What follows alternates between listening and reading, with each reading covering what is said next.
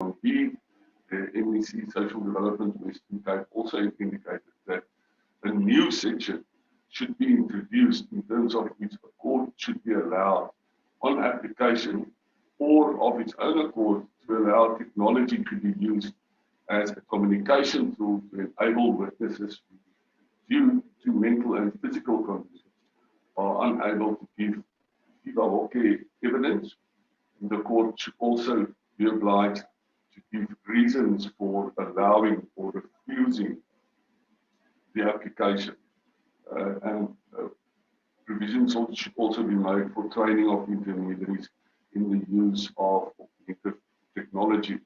Madam Chair, I'm speaking under correction, but I think this is something that was also raised in the Portfolio Committee, and the department once again indicates that the proposal is not supported. Alternative means to give evidence other than viva voce is generally recognized and subject to the discretion of the court to allow this if it is in the interest of justice to do so. Section 51A, capital A, deals with intermediaries, and they are not persons with technical expertise to operate technologies that enables witnesses to communicate. Section 161 of the Criminal Procedure Act, and this is the important part of our response, Madam Chair, is broad enough to allow for other forms of non-verbal communication as a medium to give evidence. And we would also like to then finally in this regard indicate to the committee that technology in the field developed at a rapid pace, and this is a matter that will be addressed in the bigger revision process of the Criminal Procedure Act, which is currently being conducted by the department. Then, with regard to the proposed amendment of Section 59 of the Criminal Procedure Act, the MEC Social Development Western Cape recommends that where there is a reference to a domestic relationship, that words should be added to indicate that the person is or was in a domestic relationship with the complainant, and the department would like to submit that the definition of domestic relationship as reflected in the Domestic Violence Act is sufficient to include existing and previous relationships. It is therefore not necessary to insert the words as proposed. With regard to the amendment to Section 59, the MEC also recommends that Roman paragraph 4 should be inserted, which indicates that a person where there is an element of violence committed while the accused is or was a sentenced defendant who was placed under correctional supervision, day parole, or medical parole, as contemplated in Section 73 of the Correctional Services Act, in respect of an offence committed with an element of violence. The department submits the candidate of subparagraph 1, namely an offence referred to in Part 2 or 3 of Schedule 2 to the Act, is wide enough to cover the proposal. The inclusion, in our view, of a new subparagraph 4 is not necessary. We would like to maybe just indicate to the committee that this Sonke gender justice supports the requirement that the prosecutor should not be required to put the reasons for not opposing bail on record in cases of domestic violence. Madam Chair, I'm just going to request you for 10 seconds postponement. I just need to close my office.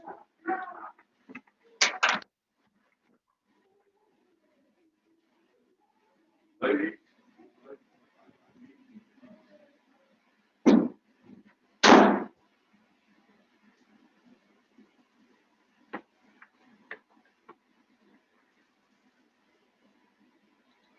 I apologize, Madam Chair. Right.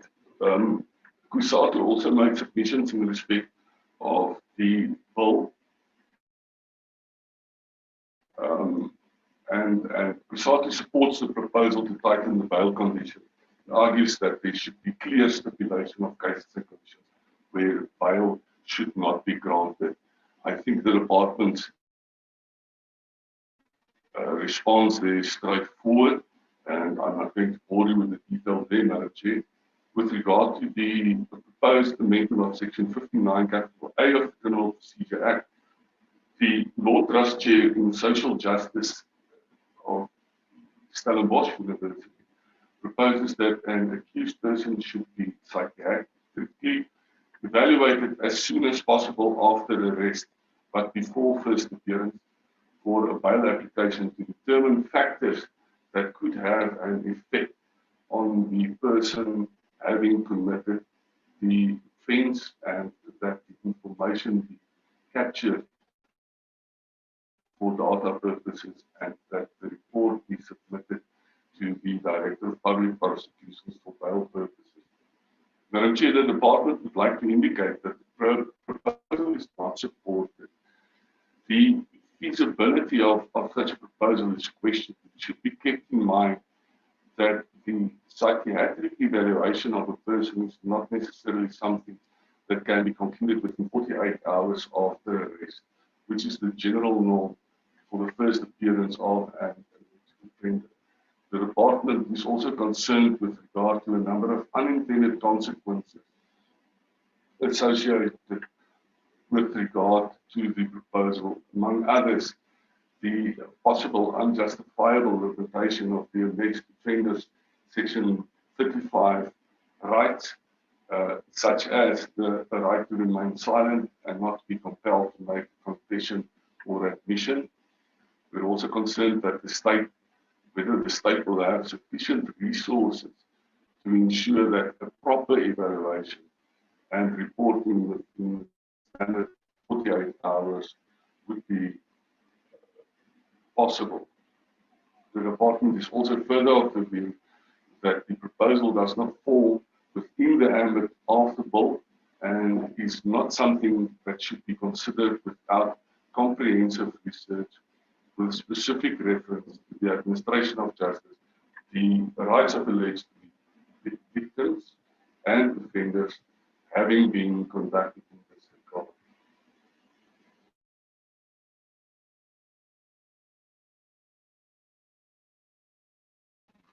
With regard to the amendment of Section 16K, recommends that paragraph B be amended to promote the right of the victim or complainant under Section 62, capital A-B, to present their views to the court and accommodate the kind of constraints that the victim may be subjected to. The department would like to indicate to the committee that paragraph B is clear and unambiguous to the extent that the court is obliged to take any view expressed by an alleged victim into account. It is submitted, Madam Chair, that the legislature should not be too restrictive in this regard. With regard to the proposed amendment of Section 161 of the Gender Justice, proposes that the wording should be amended to include sign language and gestures. The department would like to indicate that to gesture language is sufficient to cater for those instances where a person lacks a sense of hearing or the ability to speak. The department is of the view that the term is wide enough to include sign language. It's submitted that the wording used in that paragraph is therefore clear and unambiguous. Statement of Section 170A of the Criminal Procedure Act, the NEC Social Development Western Cape, recommends that consideration be given to provide for instances where certain witnesses are not able to give viva voce evidence, but would require an intermediary and the use of technology as a tool of communication. Madam Chair, I'm just highlighting this to the committee because you will recall that to a large extent, some of the proposed amendments in the bill or duplicate provisions, for example, that have been in the Criminal Procedure Act. So strictly speaking, although this is repeated with regard to the Criminal Procedure Act, the response that the department has provided under clause 1 of the bill also applies here, as well as the comment by the Law Trust Chair in Social Justice of the Stellenbosch University. The department has already also responded to that. With regard to the proposed A of the Criminal Procedure Act, the MEC Social Development Western Cape recommends that provision be made for a representative of a victim to attend parole hearings or to make representations on behalf of the complainant. We would like to indicate to the committee that section 229 capital A provides for persons other than the victim, i.e. the relatives, informed of the right present at parole hearings. The NEC also recommends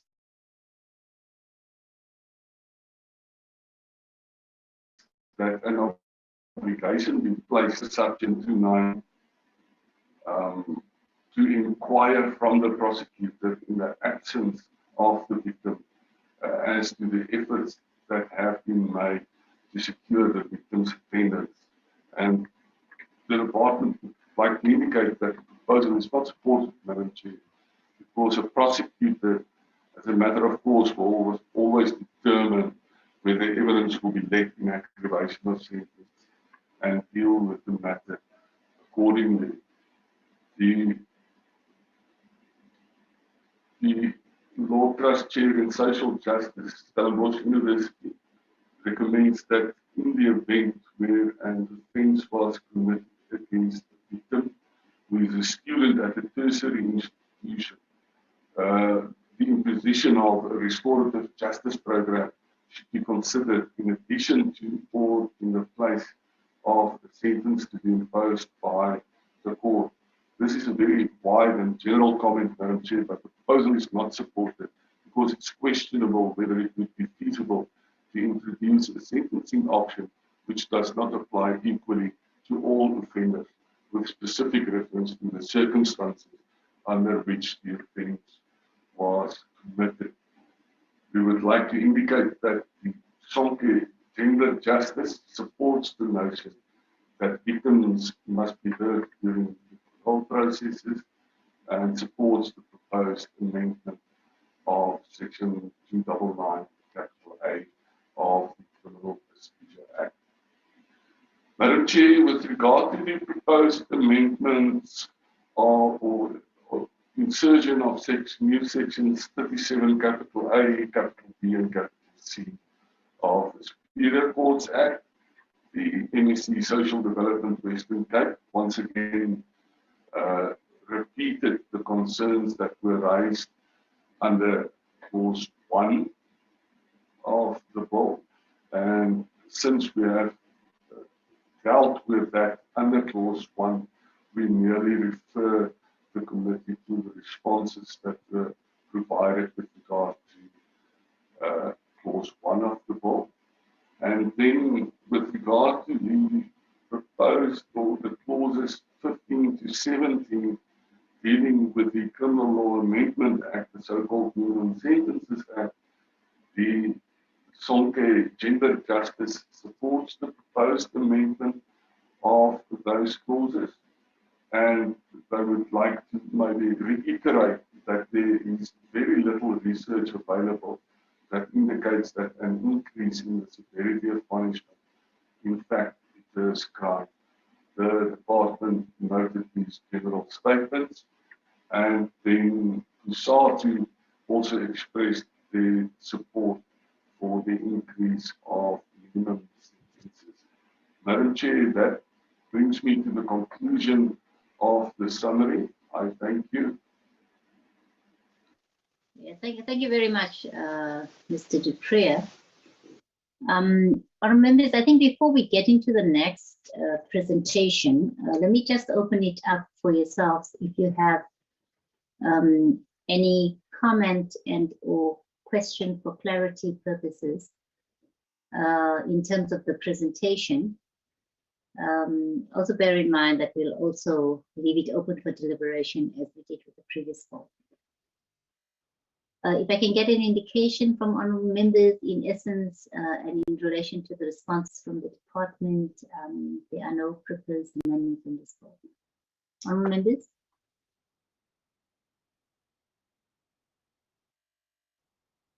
Okay, I'm not seeing any indication.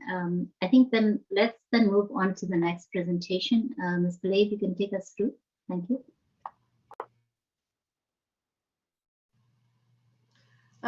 Thank you, Honourable Chairperson, and thank you for the opportunity to present. Mr. Dupree will flight that document. Mr. Dupree, are you ready with that document? Madam Chair, I must apologize. I do not have the most recent version of the document. It's the one that was attached and sent to the secretary, the committee secretary, Mr. Dixon, on Monday evening.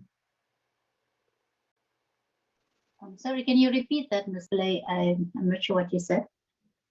It's the document that was sent to Mr. Dixon at 6 p.m. I think on Monday. That's the latest document, Mr. Dupree. Can you find it? If you want, I'm sure from our side we can also flight the presentation. Yes, Chairperson, if that would be more convenient. Can I request Gershwin, if you could do that, please? Or Zolani, any one of you.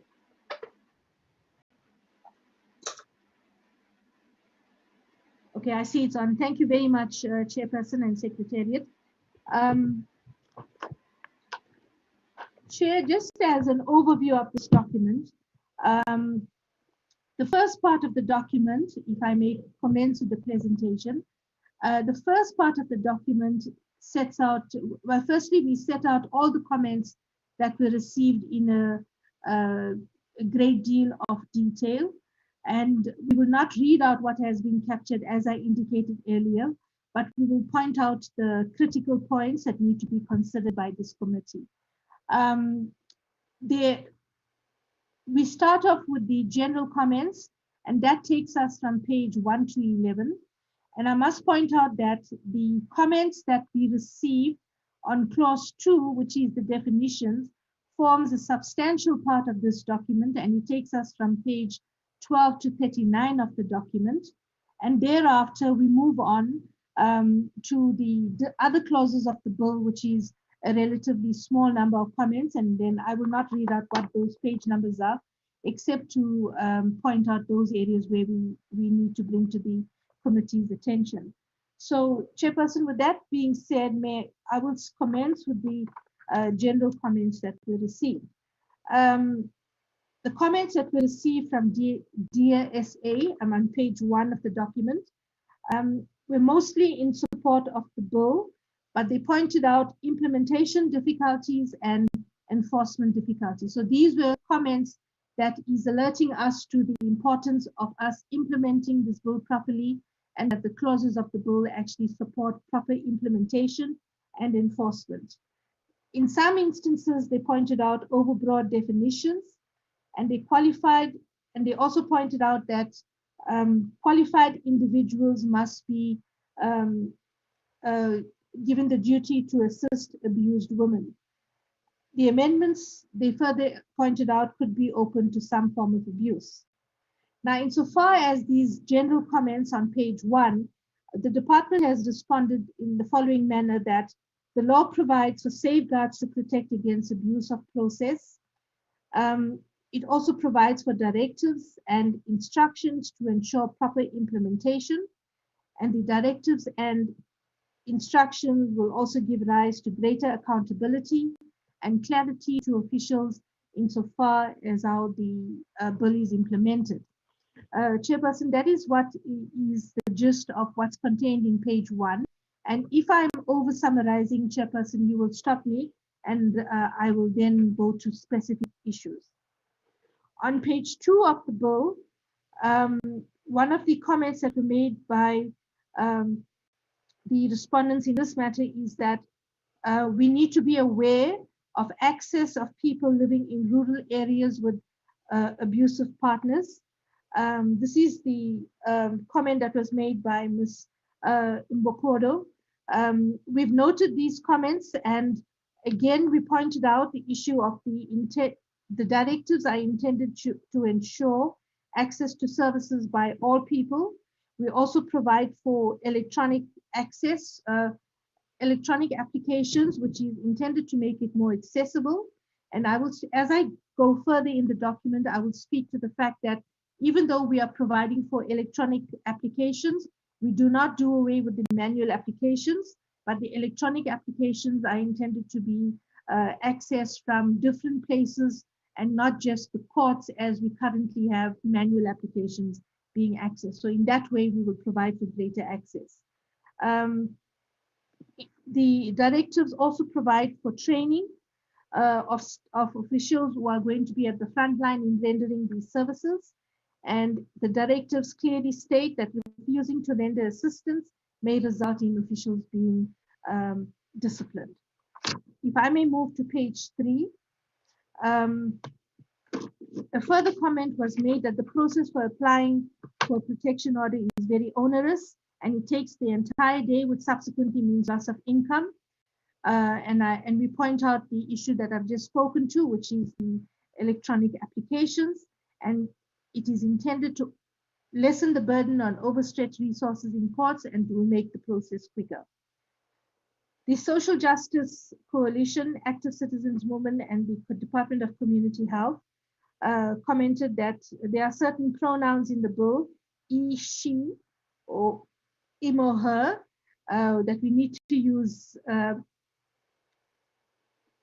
gender-sensitive terminology. In this, the department responds that the collective pronoun of they or them will be used. And this is one of the first technical amendments that we will be making to the bill. It is recommended that the collective pronoun they or them, referring to non-binary or gender-fluid persons, be used. The reference to the third gender is inclusive of he or she. The Social Justice Coalition, as part of their general comment, has said that the bill must address systemic failures. The bill is an improvement on what may already appear to be apparent in other laws. The bill now sets out a clear pathway of services through the directives and instructions as our response. On page 4, Madam Chair, the drafting of the bills and regulations must be from a survivor-centered approach by ensuring that intersectionality, such as respect, choices, wishes, rights, dignity, and non-discrimination are highlighted. I think this is following on from the general comment that the bill must address systemic failures, and I've responded to that.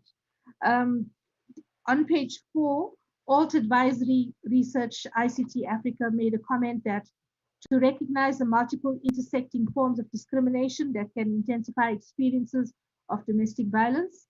We've noted this comment, and it is recognized that domestic and gender-based violence can take place through various forms of discrimination. The second comment is the committee is encouraged to thread the theme of inclusivity throughout the bill and rely on non-binary terms. I've dealt with this comment, Chairperson, insofar as our first technical amendment to address that in the amendments. The third important point that we must consider is significant internet access discrepancies persist between rural or urban and between people of different sexes and gender, between poor or wealthier segments of society. And in this regard, our response, Chairperson, is that the bill makes room for online application for protection order, but this does not do away with manual applications. I have referred to this earlier. What is also intended by the bill is to have facilities available for online applications at various strategic places such as police stations, shelters, and other suitable places. There will be a drive to inform people how to apply for domestic violence protection orders online. On page 5, Chairperson, online forms of gender-based violence, this is a further comment, and abuse, online forms of gender-based violence and abuse, including domestic violence and gender-based violence facilitated through ICTs and related datafication processes have become increasingly clear. In this regard, our response is that ICTs have been referred to where required in the bill. The definition of domestic violence is broad enough to include abuse perpetrated online. And we also refer to a definition of disclosed by means of electronic communication. So this has been attended to in the bill. The Social Justice Coalition has commented that there are more serious cases of revenge porn, and this can have serious impacts, and it includes public shaming and humiliation, and inability to find new romantic partners, depression and anxiety, etc. We have noted these comments, but we point out that these issues have been catered for quite extensively in the Cybercrimes Act 2020, which is soon to be implemented. On page 6 of the document, Chairperson, the Active Citizens Movement talks to the interpretation of consent, which is inserted in clause 1, which will be substantiated by analysis of its social context and how that correlates with the legal implications. Here we just want to point out a general issue which some of the comments tend to relate to, that the domestic violence protection order provides for a civil remedy, and not all definitions could relate to, there were calls for some of these definitions to be more particular in the sense that you would find in our criminal law context. So where possible, we have provided for clarity, but the Domestic Violence Act provides for a civil remedy, and the proposal mirrors the interpretation section in the Sexual Offences Act in respect of consent, and the context where non-consent is an element of a number of crimes listed in the Act. The next comment was from the Social Justice Coalition, which relates to the term victim and survivor. We were a bit cautious not to refer to the word survivor because some of the victims are actually killed in the course of domestic violence. So the word survivor would actually be limiting to those people who, and it would not be inclusive of the victims who are actually killed. So it's not an all-inclusive terminology. Chairperson, I skipped the one comment from the Western Cape, which is to define all acts that are referred to more than once. This is a technical amendment which we will address when we return to the committee with the amendments on the C list. We will obviously do further research and amend where required. On further down, in respect of the death of the complainant, no specific provision is made regarding an order if a complainant dies, and the order should not be removed. And this comment is made specifically in regard to whether where a complainant dies, that the order must be removed from the repository. And we want to point out that the amendments do not provide for the removal of the orders granted by the court, irrespective of the circumstances. A further comment is that we must include, from the Western Cape, is that we must include all relevant provisions of the Protection from Harassment Act. Sections 5 and 6, our response is that Section 5 and 6 of the Protection from Harassment Act relate to situations where the harasser is unknown to the complainant. So not all provisions from the Protection from Harassment Act can simply be included in the Domestic Violence Act. and they have been included where the context requires same. Page 7, alternative measures for attendance in court. Chairperson, Mr. Dupree has just presented on the Criminal Matters Amendment Bill, and the issue for remote access to court proceedings are dealt with in those provisions, which will be passed simultaneously with this piece of legislation. So that concern has been addressed. On implementation, the Western Cape government talks to the need for they wanted the Trafficking in Persons Act provision being included here, coordination of responsibilities. Our response is that clause 8, section 18B provides for multi-sectoral coordination already, so there's no need to specifically include this section. The comments from COSATU at the bottom of page 7 in respect of violence in the world of work. Our response is that section 7(1)(f) of the Act gives the court the power to prohibit the respondent from entering the complainant's workplace. So there is sufficient clarity that can be provided at this stage. A further general comment is that legislative change on its own is not enough. And I think this bears mentioning in today as we make this presentation. The comment of COSATU is that there are systemic challenges in the court system and SAPS with the implementation of existing legislation. Additional responsibilities that the proposed amendments demand of the justice system will require adequate funding, support, extensive training, and effective accountability mechanisms. And in this regard, Chairperson, we note this comment, and we want to point out that training has been identified as a key element in the making of the directives and for the successful implementation of the Act. On page 8, legislation must be framed explicitly within a victim-centered and survivor-focused approach. We want to point out that the Act, as it currently stands, is prefaced with an explicit intent to provide for the issuing of protection orders against domestic violence. The overarching policy framework is explicitly victim-centered and survivor-focused, and the amendments seek to give effect to this approach. A further comment is that the protective measures identified for a more victim-centered and survivor-focused approach should include, and they make several suggestions. We note those provisions, and the bill has several provisions in that regard. And Chairperson, I don't want to read all of them out, but we do point out that the court can prohibit the respondent from acting in person, from directly questioning the complainant or any witness through an intermediary. Every court considers the safety of the victim during bail hearings, and victims can be called to give evidence during the sentencing at the stage of criminal proceedings. If I may proceed, page 9, Chairperson. A further comment that bears mentioning is that it is proposed that the state establishes clear procedures, including an ombudsperson, our appropriate independent body for victims and for victim complaints regarding services rendered, and enabling independent investigation of alleged transgressions. This is on page 9, Secretariat.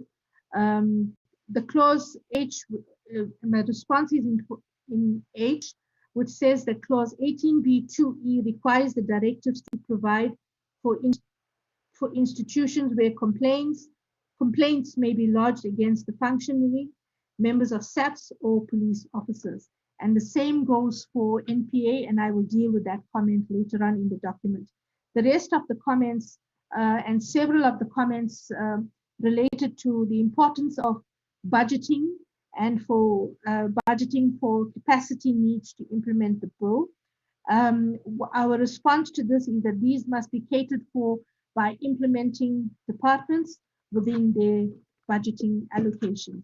And bearing in mind the importance of gender-based violence, this matter must receive priority. If I may move to page 10, Chairperson, the other comments are similar in nature in respect of what I've given an overview of in respect of capacity and budgeting. On page 10, paragraph N, public representatives must be held to account in cases where they are accused of gender-based violence, and this must apply to political parties and civil society organizations and leadership. And the response of the department is that the Act as it currently stands and the amendments thereto apply equally and similarly to everyone in the country, whether they are politicians, public servants, or private individuals. At the bottom of the page, Chairperson, the domestic violence is reported under various categories of criminal offences. There should be obligatory annual reporting. And further, they say that the number of police cases of domestic violence against women by male intimate partners and against children, and the number of protection orders applied for and finalized. So this question goes to the importance of information management, and it's a very important matter for us to track the nature of the cases, the number of the cases, etc., and how it has been finalized. The Domestic Violence Act is not a civil instrument, sorry, it is a civil instrument and does not criminalize actions other than non-compliance with the Act. Certain acts of domestic violence are crimes in their own standing. However, a program is underway for the purposes of the National Strategic Plan to define certain forms of gender-based violence to facilitate the proper identification, capturing, and recording of gender-based violence-related incidents. I'm on page 11. We've noted the comments in respect of the use of language and sex binaries, and those comments, as I indicated, will be factored into the document. A comment on point 1.4 by Ms. Kokwane: it is submitted that the respondent or the perpetrator be engaged to a relevant professional. And I must say, Chairperson, there are several comments which relate to psychosocial counseling, etc.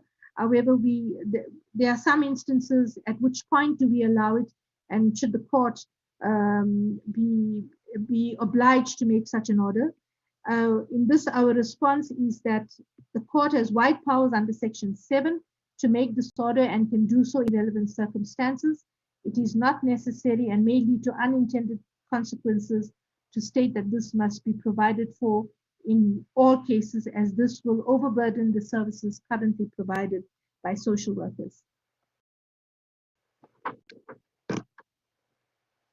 With regard to the Stellenbosch Law Trust Chair comments, it's a good idea for the bill to include a requirement for the collection of data. I've already spoken to it, and this is a program that I refer to that is underway for purposes of the implementation of the National Strategic Plan. Page 12, the Western Cape government made a reference to prescribed in terms of Section 6A. Chairperson, here this is one of the technical amendments that we will be proposing in our amendments, and I will not delve too much into detail because it is a technical amendment, and we will correct this matter.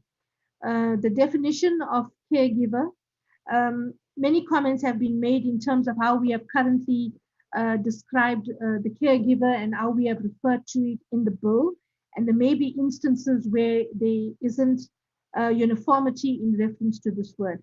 So the definition of caregiver is relevant. What we must note is that this definition is relevant only in respect of the definition of a functionary. There is a difference between the concept of caregiving as contemplated in the Children's Act and that envisaged by a functionary. For consistency, the space between the word care and giver will be removed in the definition of functionary. This is a technical amendment again.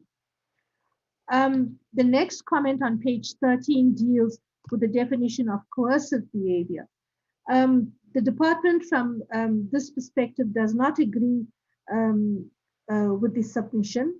There are several comments that have been made. The wording proposed does not, the comment by Waxman's attorneys is that the current definition does not provide sufficient clarity. It omits certain aspects such as the degree of repetition.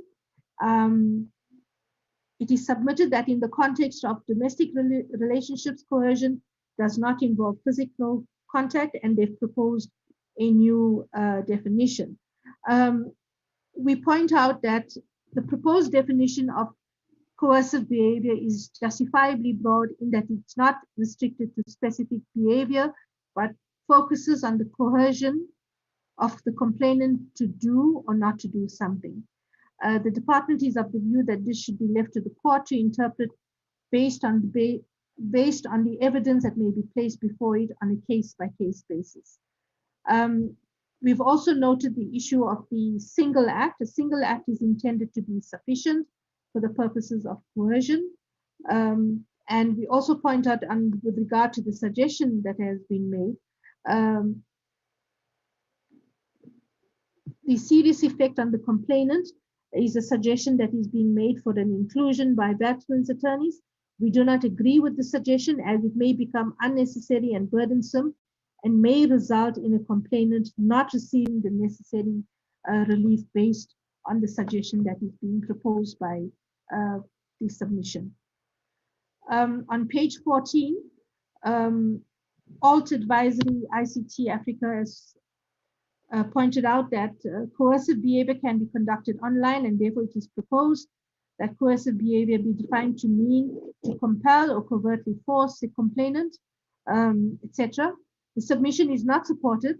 The force contemplated in the definition may be direct or indirect, secret or open, and need not be specified as suggested. The definition also covers instances where coercion is perpetrated by way of electronic means or physically. The manner of coercion need not be specified. The definition of communication on point 2.4, communication refers to the definition of harassment, should extend to electronic communication. And the recommendation is that communication referred to in the definition of harassment means anything that is used to impart information or ideas and includes a text, letter, photo, video, recording, etc. We do not support this proposal as there is already a definition of harassment, which includes communication and electronic communication, both of which are already defined. Point 2.5 on the definition of a complainant. The Western Cape has proposed that the wording is not aligned to the definition of caregiver, and we must replace any child in the care of a complainant with any person. We do not agree with this suggestion. The use of the word care and caregiver should not be conflated as they are synonymous. We are of the view that in this context, the definition is sufficient. A functionary is defined as including a caregiver, which is in turn defined as an adult who has the responsibility of meeting the daily needs of and having substantial contact with a child, person with a disability or older person. 2.6, with regard to the definition of controlling behavior, 4SA has made a comment that the definition is problematic since it includes the expression of including regulating his or her everyday behavior, when in many domestic relationships it is common, for example, for parents to regulate the behavior of the children. They propose the deletion of this clause. We do not support the deletion of this clause for the reason that controlling the everyday behavior of the child is legally permitted as long as it does not constitute the abuse of the child. The controlling behavior contemplated in the bill is that would amount to the abuse, humiliation, or degrading treatment. The employee is not covered under this definition unless the employer and employee are in a domestic relationship as defined. A further comment from Alt Advisory, it is proposed that controlling behavior be defined to mean behavior towards a complainant. And here they suggest the use of certain pronouns, and we do not support these proposals, and point out that the acts listed in paragraph A to D are not intended to be a closed list, but an indication of the acts intended to be covered by this provision. If I may move on to page 16, the Stellenbosch Law Trust Chair has commented that the aim of defining controlling behavior is limited to making the complainant dependent on or subservient to the respondent. This should be broadened to also include intimidation as an aim. The department's response to this is that the words dependent or subservient to indicate an element of control. There are more acts that can be listed, but it is not necessary to broaden the provision to that extent, especially when such acts may be covered under other provisions of the Act and the Bill. or may be prohibited in terms of general powers of the court. The element of intimidation is not necessary to be included, as to control the complainant can take place without intimidation. The proposal tend to be restrictive to the meaning of the words and may result in becoming more difficult for complainants to seek relief. And I think we need to guard against this if we define as suggested. Veterans attorneys also proposed the meaning of behavior and also made a suggestion in respect of controlling behavior, and our response should be read in light of what I have said in response to the other comments. Page 17 of the document deals with definition of corporal punishment. Sonke Gender Justice reiterated the importance of expanding the definition of domestic violence to include corporal punishment. Our response is that there is no need to change the definition, as corporal punishment in its various forms is already catered for under the range of behaviors listed under domestic violence. The proposal is therefore not supported. A similar comment was made by Mosaic, and the same response applies. In respect of the definition of damage to property, some comments were made that the word interest, clarity on the meaning of interest in the definition to damage to property when referring to the disposal of household effects. We propose that we do not change this definition. The word interest carries its ordinary meaning, and the provision requires that the property in question should be of some importance to the complainant. Removing this word, and where you say the complainant cannot rely on this provision in relation to any property that he or she has no relation to. This will create interpretation issues when the act is implemented, and also will create problems for the complainant in respect of this provision. So we do not agree with this suggestion. On the definition of disability on page 18, the use of the word impairment in the definition of disability is too broad in scope and creates legal uncertainty. The department disagrees that the definition is unclear. The ordinary meaning of impairment is well established. On the definition of domestic relationship, the Center for Child Law points out that the Children's Act contemplates the parental rights and responsibilities, and they are calling for some form of alignment with the Children's Act. They are those who hold parental responsibilities and rights as contemplated in Section 18. The department is of the view that the current formulation is wide enough to cover all manner of care arrangements between parental figures and children. The definition of caregiver as it relates to a functionary in the bill would create confusion if the concept of caregiver as provided in the Children's Act is incorporated. The active citizens movement, as commented, and this straddles page 18 and page 19, the definition of domestic violence should be extended to include any arrangement between a complainant and a respondent, whereby they ordinarily share or share the residence together. The department believes that this proposal is not supported and it would unnecessarily expand the scope of the Act to those who are not in a relationship, which is what the Domestic Violence Act is intended to cater for. The same applies to the comment B on the top of page 19 to extend the definition.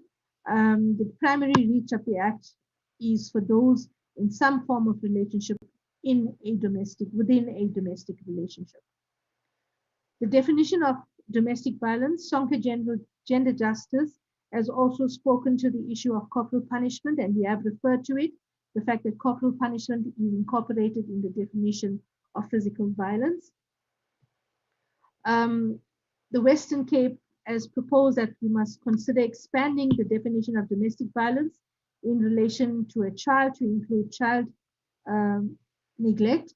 And yet, Chairperson, I must say that the department does not support this because if you include child neglect within the context of the Domestic Violence Act, It is what we refer to as a slap on the wrist in respect of child neglect, whereas the Children's Act is considered as child neglect is serious, which in terms of Section 47(2) of the Children's Act requires a court in any matrimonial related proceedings to suspend the proceedings for an investigation as to whether a child is in need of care, and obliges the court to request the Director of Public Prosecution to attend to allegations of neglect. So it's currently catered for under much more serious circumstances in the Child Care Act.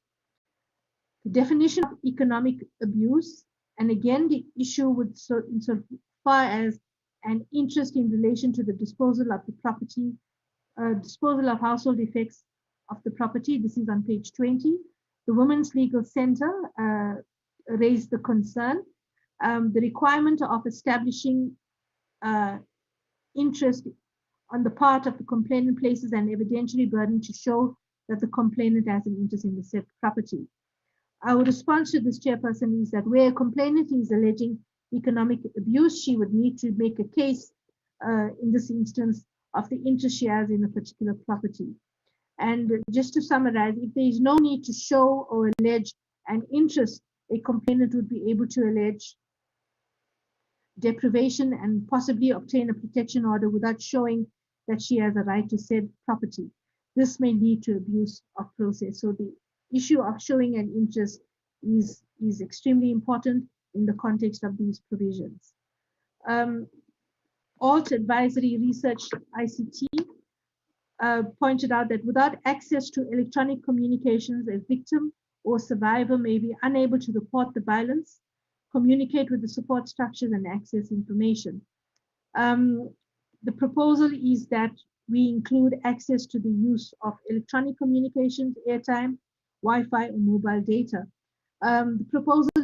Our response is that the proposal is already covered by the expression, the deprivation of economic and financial resources to which a complainant is entitled under law, or to which a complainant requires out of necessity. It's therefore not necessary to specify the insertion as proposed. Under the definition of elder abuse, the Social Justice Coalition on page 21, it is recommended that the definition of elder abuse be clarified to include and read as follows: persons defined under the Older Persons Act. We do not support this proposal as the current definition aligns with the Older Persons Act. A further comment by the Western Cape is that the definition must also refer to Section 33 of the Older Persons Act, read with Section, and they wanted us to add Section 33. Section 30 of the Older Persons Act provide, and we've summarized we've copied and pasted what the section actually provides for. And our view is that the bill contemplates issuing the protection order on the grounds of elder abuse in cases of such as misusing an elder person's grant. However, if there is an abuse as contemplated in Section 30, the Older Persons Act kicks in, and which makes the abuse an offense. Therefore, it is not necessary to refer to Section 33. In other words, the provisions as drafted are sufficient to cover elder persons' abuse and may actually even be broader. The definition of electronic communications. This is a technical amendment which we are supporting. They want the inclusion of the word real, simulated, or manipulated included in the definition of electronic communication, and we agree, and we will insert that amendment. On page 22, the Active Citizens Movement states that there's a discrepancy in the definition of electronic communications as provided in the bill and the Electronic Communications Act 2005. Chairperson, our response to this is that the definition of electronic communication mirrors that of Cybercrimes Act, and consideration has been given to the reach of the definition, and it is considered sufficient. Point 2.1.5, the definition of emergency monetary relief. It is suggested that this be further changed to enable existing household expenses to be covered. Chairperson, here we must point out, and you will see from the other comments that were received, that this is an open-ended list, and much of the comments relates to adding on items to the list, which we don't support. We have a broad provision that says expenses for acquiring household necessities, so we do not support this suggestion. I refer to the comment on page 23 in a similar manner, and that the fact that this is an open-ended list by virtue of the use of the word including, therefore the rewording is not supported. At the bottom of page 23, the Western Cape government has made a suggestion that the list is conjunctive and it could include any or all the options. And it's proposed that we consider adding a reference to a person with disabilities, and an older person in the care of a complainant, or alternatively any person in respect to whom the complainant is a caregiver. This will be in line with the Maintenance Act. So in response to those comments, the inclusion of maintenance for any person, which may include a person with a disability or an older person, is supported, and we will reword that paragraph accordingly. On page 24, in respect of transportation costs made by the Department of Community Health, I've already spoken to this, and that it's not necessary to list each and every claim that may be made for economic support. On page 24, the definition of emotional, verbal, or psychological abuse.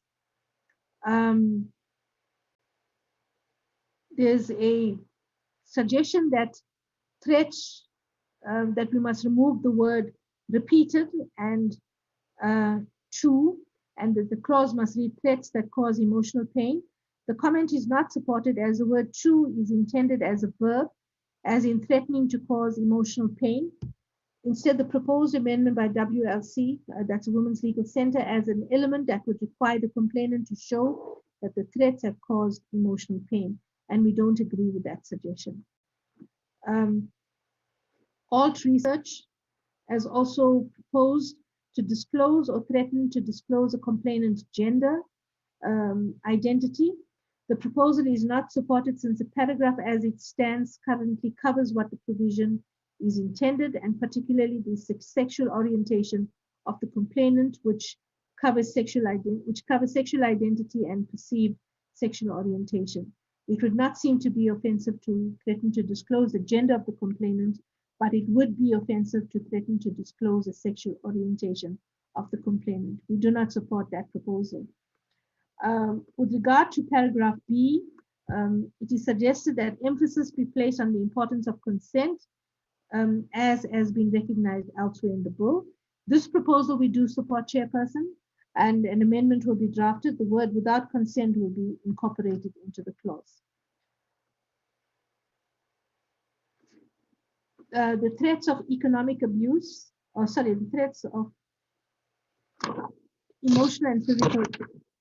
Even though the present definition includes threats of emotional and physical harm, it doesn't account for threats of economic abuse, and in fact, therefore, the definition should be expanded to include the last point below, threats to economically abuse the complainant as a controlling mechanism to silence a complainant without the abuse experienced and prevent them from seeking help.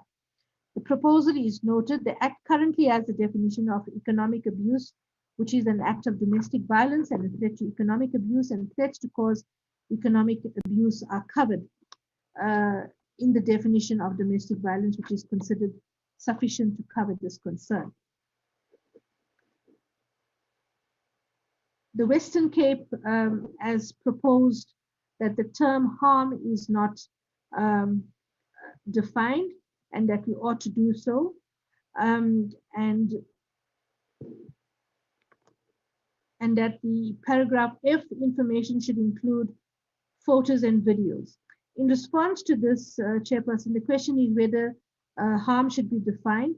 And to this, the department's response is that the word should be read together with other definitions such as domestic violence, and there really is no need to define harm any further, than what it ordinarily means. The definition should be read together with domestic violence, and particularly the rider where such conduct harms or inspires a reasonable belief that harm may be caused to the complainant.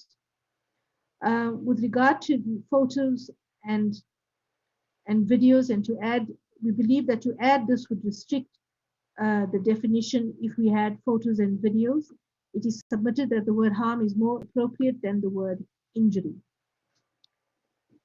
The addition, a further comment has also been made by the Department of Community Health for the addition of a definition of harm, as harm is incorporated into the definition of domestic violence and has its ordinary dictionary meaning applied to all aspects covered in this definition. This proposal is not supported. On page 26, Chairperson, to expose a child to domestic violence, the proposal from the Center for Child Law is suggesting that we must delete the word intentionally, and this comment has also been made by the Western Cape.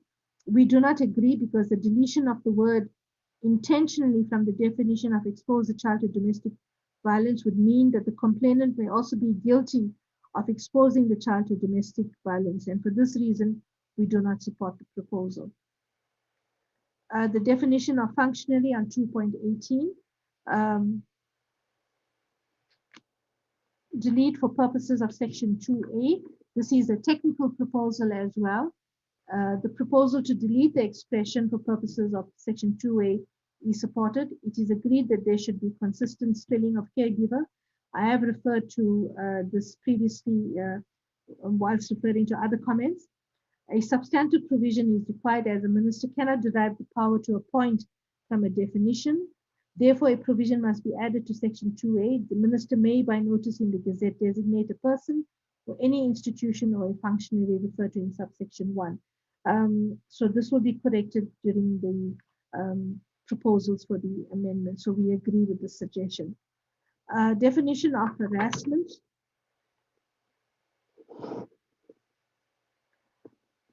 The particular predicament associated with online violence in the form of non-consensual distribution or manipulation of images. There is a growing trend in which content, be it images, text, videos, is manipulated by technology. We've noted these comments and the forms, the comments on online domestic violence and the forms it can take. Our response is that these are covered in the Cybercrimes Act, and the definition of emotional, verbal, and psychological abuse in the Domestic Violence Act also covers the comments that have been made by Alt Africa. If I may move on, Chairperson, these comments are in respect of online harassment. On page 28, there's a request that the terms abusive, degrading, offensive, or humiliating in paragraph HI be defined in order to clearly provide for the type of conduct. The department's response is that it's not necessary to define these terms, as they are intended to carry their ordinary meaning. Mosaic, as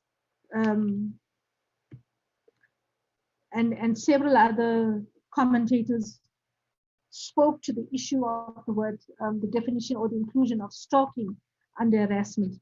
Stalking is well understood and a widely used term.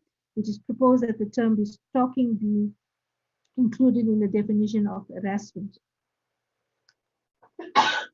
Excuse me. While strictly not necessary, the department's response is that while strictly not necessary, the absence of the word stalking has caused considerable unease. This in spite of assurance that it falls under the umbrella term harassment. The inclusion of the word stalking would not be remiss. And later on in this document, Chairperson, we do propose an amendment, and we will get to that point. The Legal Resources Center at the bottom of page 28.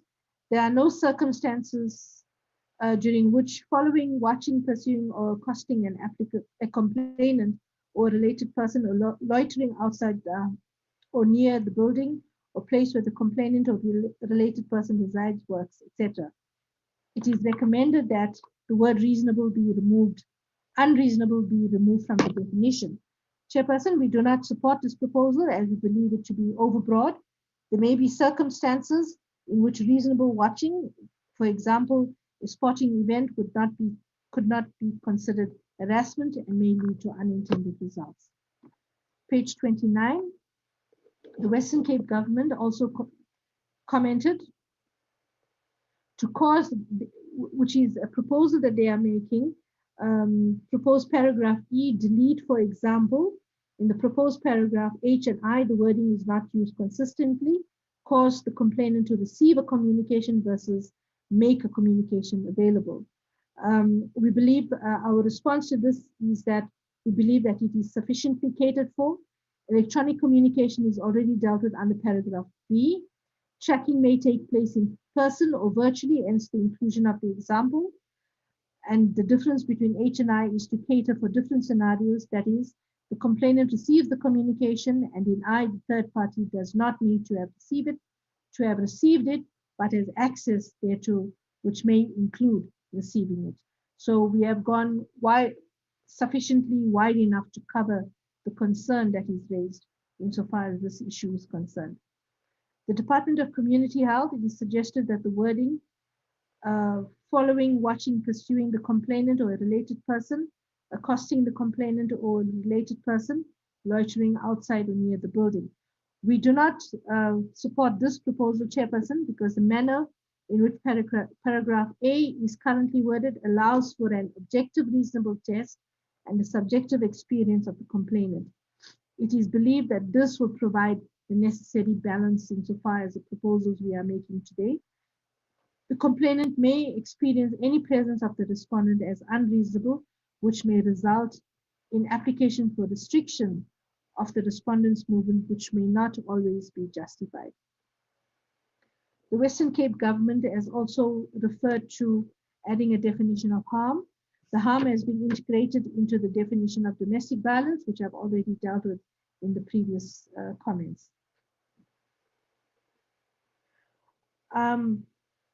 The Waxman attorneys has commented that on the issue of whether repeated actions of harassment are required. In this regard, we note their comments, and the paragraph specifically provide for a repetition, since a single incident would not likely be considered harassment, except if the complainant experiences various single incidents which cumulatively could constitute harassment. A single act by the respondent could likely be covered by the definition, other than harassment, which could enable the complainant to obtain a protection order. On the definition of intimidation on page 30 of the document, Alt Advisory has suggested that the following paragraph be added to the definition of intimidation: threats disseminated through electronic communications, including threats of physical violence. And in this regard, Chairperson, we accept this proposal, which we believe is an improvement, and we have suggested possible wording, which we will include in our amendments. VAT attorneys point out that intimidation creates a certain amount of ambiguity. However, it is not clear how the definition creates ambiguity, and the current definition will therefore be retained. The Western Cape government proposes a definition of person in a close relationship to rather define the term close relationship, and the introductory part must end with a colon instead of a dash. The proposal is supported, but a dash will be used as opposed to a colon for consistency with other provisions in the bill. The definition of physical abuse, the word permission and consent has come up again insofar as this definition is concerned. The submission speaks to unintended consequences, etc. This, Chairperson, we've noted this comment, and consideration will be given to substitution of this word. However, we will consider how it would be reworded and make a proposal for an amendment where possible. Page 31, a definition of related person. Related persons mean any member of a family. The suggestion by Mosaic is that we include service providers in this definition by adding, including persons rendering assistance to the complainant. We do not support this proposal, as if a service provider was threatened, they would be able to apply for a protection order in their own right as a complainant in the Protection from Harassment Act. The Western Cape government points out that we must consider references to related person that have remained in the version of the bill, taking into account the wide definition of complainant. We want to point out in this regard, the related person is not a complainant. However, if directly affected, a related person may bring an application for protection order in their own right. I've dealt with that similar to service providers. The Center for Child Law in relation to related person abuse. They make a recommendation that a provision may be amended to read, related person abuse means threaten the complainant with causing of physical violence to or damage to property of the complainant's child or a related person. A child is already included. Our response to this is that a child is already included in the broad definition of related person.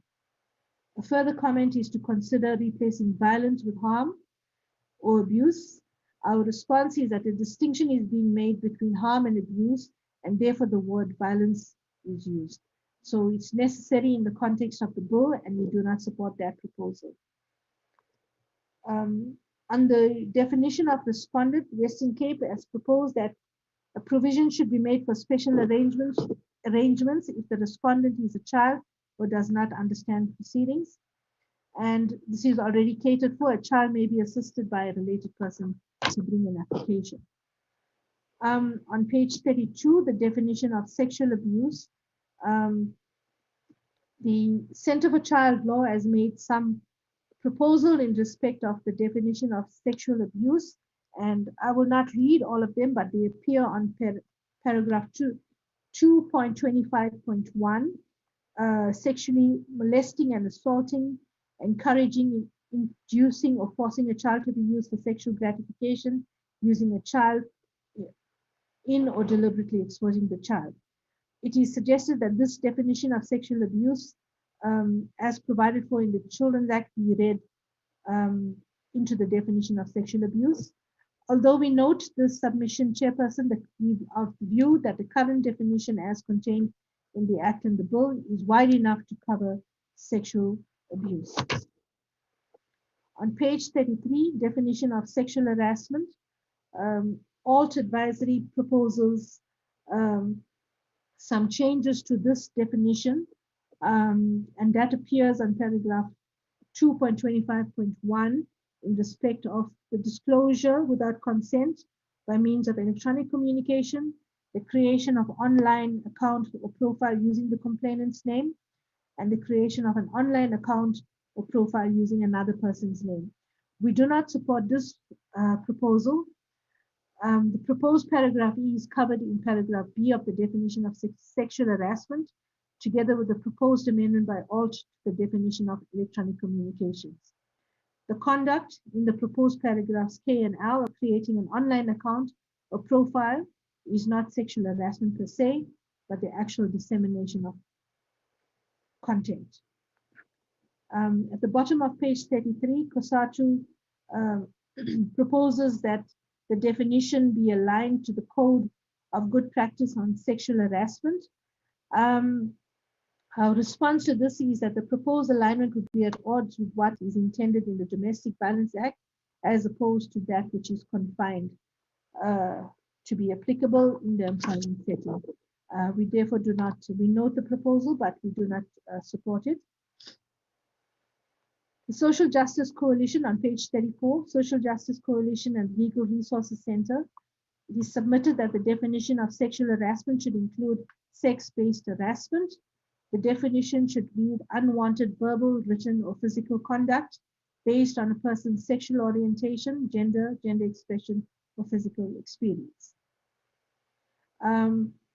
We do not support the proposal as it is currently covered in the definition of sexual harassment, and that it addresses the concerns that have been raised. The same goes for the comment on paragraph C, unwelcome or explicit or implicit behavior, suggestion, gestures, messages or remarks of a sexual nature. Paragraph B2, our response is that subparagraph B2 would cover this suggestion. The active citizens movements, the present definition should extend to explicitly state that sexual harassment constitutes any sexual advance that is made without the consent of the complainant. Sexual advance made by a respondent without the consent of the complainant is the addition that is being suggested. Our response is that the definition should be read in conjunction with the definition of domestic violence, where the conduct harms or inspires a reasonable belief that harm may be caused. If the parties consensually engaged in degrading or humiliating sexual acts, this may be raised by the respondent as a defense. So there's no need to include it in the definition. The definition of spiritual abuse, 4SA has commented that amending the definition is supported but can be strengthened by replacing the word abusing with committing domestic violence against. We do not support this proposal, Chairperson, as the definition of spiritual abuse is a subset of the definition of domestic violence.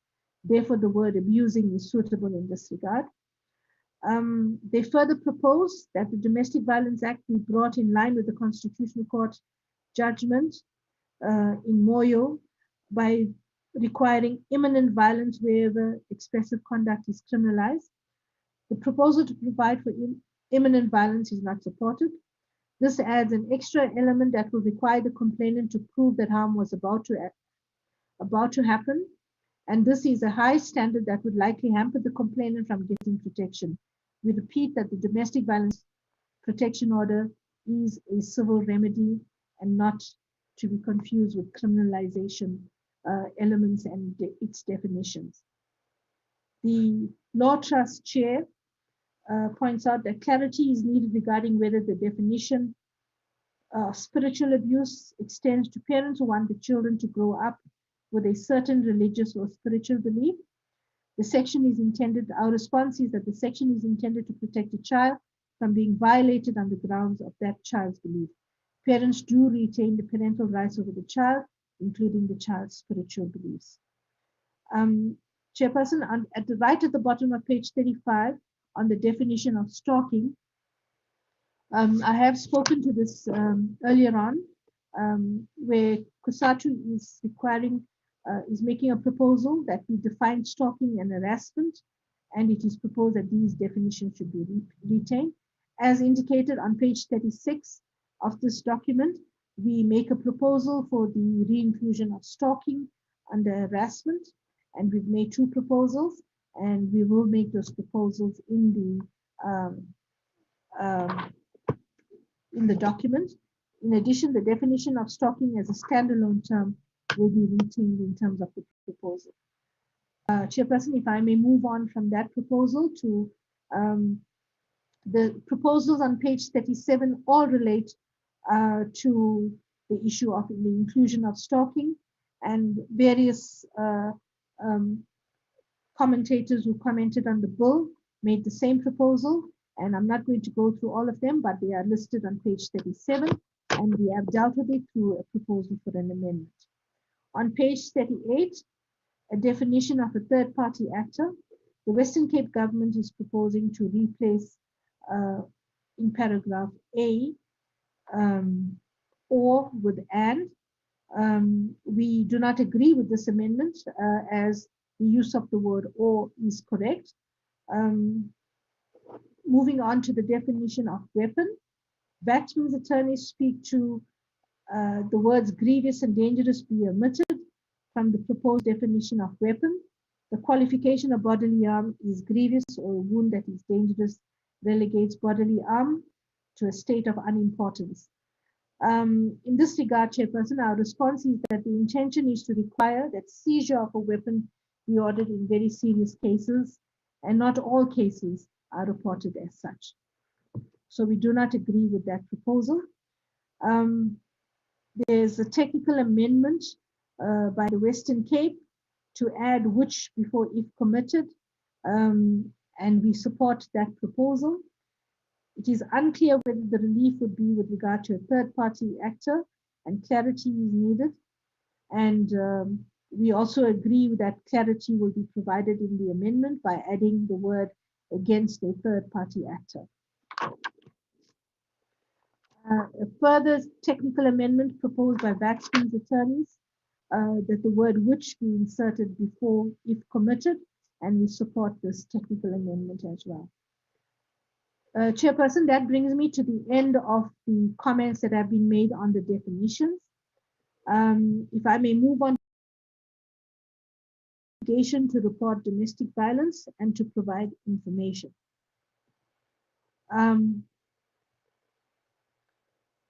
COSATU has submitted that when cases are reported, care must be taken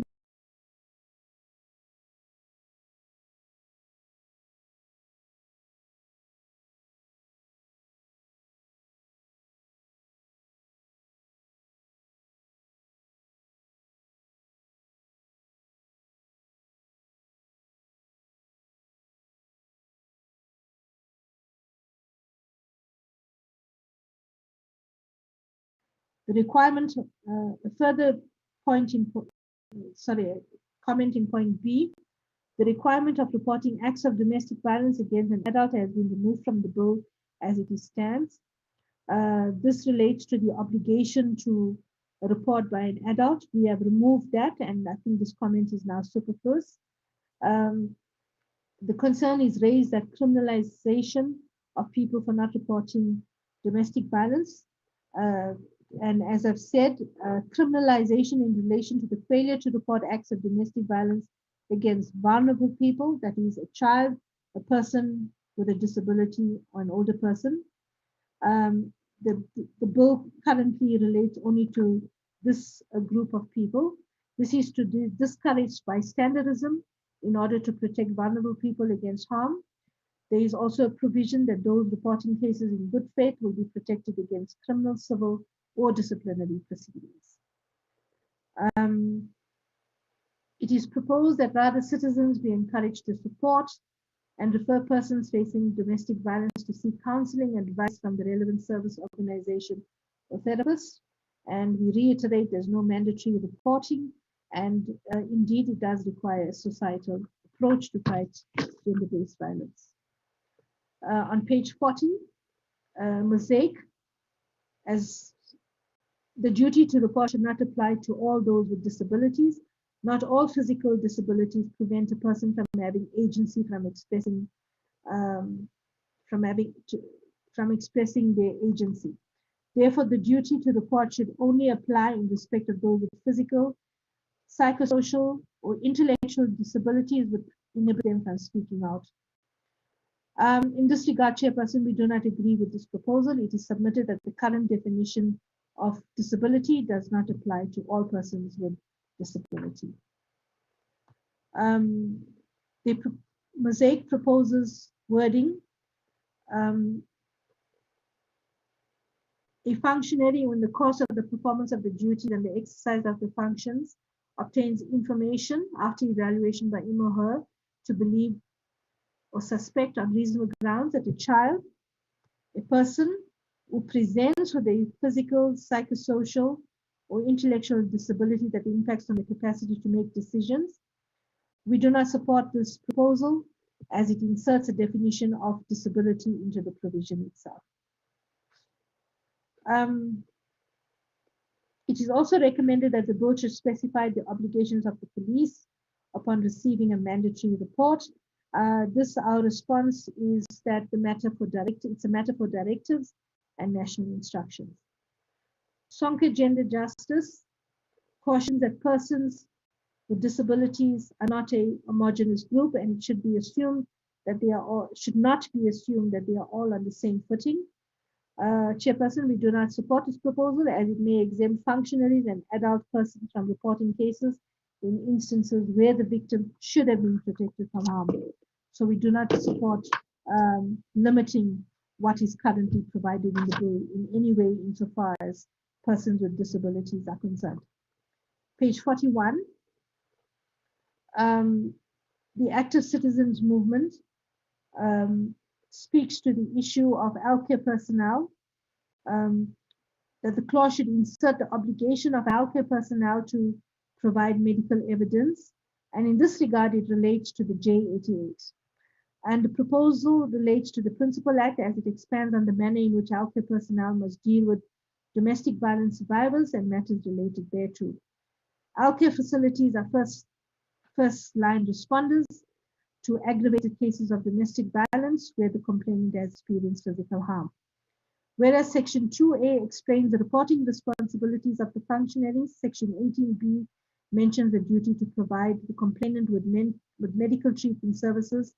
Both of these sections omit the obligation of the healthcare personnel to provide medical evidence. And that's the J88, which is a legal document which a medical doctor would fill in if there is, which documents the injuries on a victim. So, Chairperson, our response to this is while the completion of a J88 would be part of a medical examination in a criminal matter, it will not necessarily be completed during a routine examination. It may be important to flag the need for the completion of the J88 in the event that a criminal matter is pursued together with or after the application for the protection order in terms of the Domestic Violence Act. The doctor's note evidencing abuse may be sufficient for the purposes of the application for a protection order. And I think we just need to guard against what would happen where there is physical evidence of injury as opposed to what is required for an application for a domestic violence protection order. The Western Cape government has also proposed a technical amendment where we refer twice to prescribed in terms of Section 18B. We accept this proposal and we will correct it. Under sub B, there is no indication of steps that will be taken if a functionary does not comply. Here we pointed that we agree, and this is a matter that could be covered in the directives, and a substantive provision should be inserted in Section 18B to read, the directives referred to in this section must ensure that adequate disciplinary steps will be taken against any person who fails to comply with the directive. Page 42, Section 2B, Sonke Gender Justice points out that, again, it's on the issues of disabilities, and we've dealt with it, that the persons with disabilities are not an homogeneous group, and we do not support the proposal that they are making, as it may exempt functionaries and adults from reporting cases in instances where the victim should have been protected from harm. We have referred to this comment previously as well. They also recommend that adult be substituted with any person, for the section to read, a person who has knowledge that an act of domestic violence has been committed against any person in a domestic relationship must report such knowledge to a social worker or police official. The substitution of adult with any person would mean that another child in the home would be under an obligation to report, and we therefore do not support that proposal. Active Citizens Movement submits that the listed obligation should apply to an adult, and Chairperson, we've gone through these arguments during the process of the portfolio committee, where it was decided to limit the group where we would have the obligation to report. And our response is that applying the obligation in respect of any adult would remove the agency of the victim and remove his or her support networks. On page 43, Mosaic makes the comment in respect of mandatory reporting. And upon receiving the report, the South African Police Service must investigate, conduct a safety check, provide a list of shelters, etc. Chairperson, there's a list of obligations that are listed here on page 43. I'm not going to read all of them. Safe to say that our response is that the obligation on the police official are already contained in Section 2 of the Principal Act, and some of the proposed insertions may be better placed in the directives catered for in Section 18B. Clause 4 on the bottom of page 43 deals with arrest by a peace officer without a warrant and assistance to the complainant. If I may move on to page 44, Section 3, comment by Mosaic is that it is proposed that in relation to Section 3.3a, that the assistance provided following an incident of domestic violence must include safety planning. And in this regard, Chairperson, we want to point out that the police officer or peace officer may not be best placed to assist the complainant while attending an incident of domestic violence to prepare a safety plan. The information must be added to the complainant, which may include information in that regard. Their role and the role that peace officers and police officers, I beg your pardon, and peace officers play should not be conflated with what other key role players are required to do in terms of this act. Paragraph B talks to only the contact details and not the addresses of the shelters must be provided. In terms of Section 3.3b, these will be catered for in regulations which prescribe the contents of the list, and that point is noted. In addition to the following, the provision of to obtain medical attention and psychosocial support. The addition of psychosocial support is not supported. Medical attention may be directly relevant at the point of the incident. Information on psychosocial support could be part of the information shared under 3A2. The peace officer should not be expected to fulfill the role of multiple stakeholders. The Legal Resources Center under point 4.1.2 makes a point that the word may must be replaced with must. We do not support this proposal as it may lead to unintended consequences, as it would require an arrest to be made in all instances. So we do not support that proposal. The active citizens movement, in addition to the services provided by a peace officer who is not a member of the South African Police, which only provide temporary relief, the peace officer must also make arrangements for the complainant to be escorted to the police officer, to the police office. The proposal is not supported as it may result in other dangers posed to the complainant and other victims of crime. Page 45, Chairperson, the Western Cape has proposed that Section 3.3 is similar to Section 2 and should rather form part of Section 2. We do not support this proposal as the section deals with peace officers who are not police officers, whereas Section 2 is for police officers exclusively. Olerato made a comment that he proposed that peace officers should only do arrest and not compromise the case by trying to mediate before making an arrest. The peace officers are not required to mediate the dispute between parties, but to effect an arrest immediately if the offense contains an element of violence against the complainant. Moving on to clause 5, Chairperson, which deals with entering of a private residence for purposes of obtaining evidence.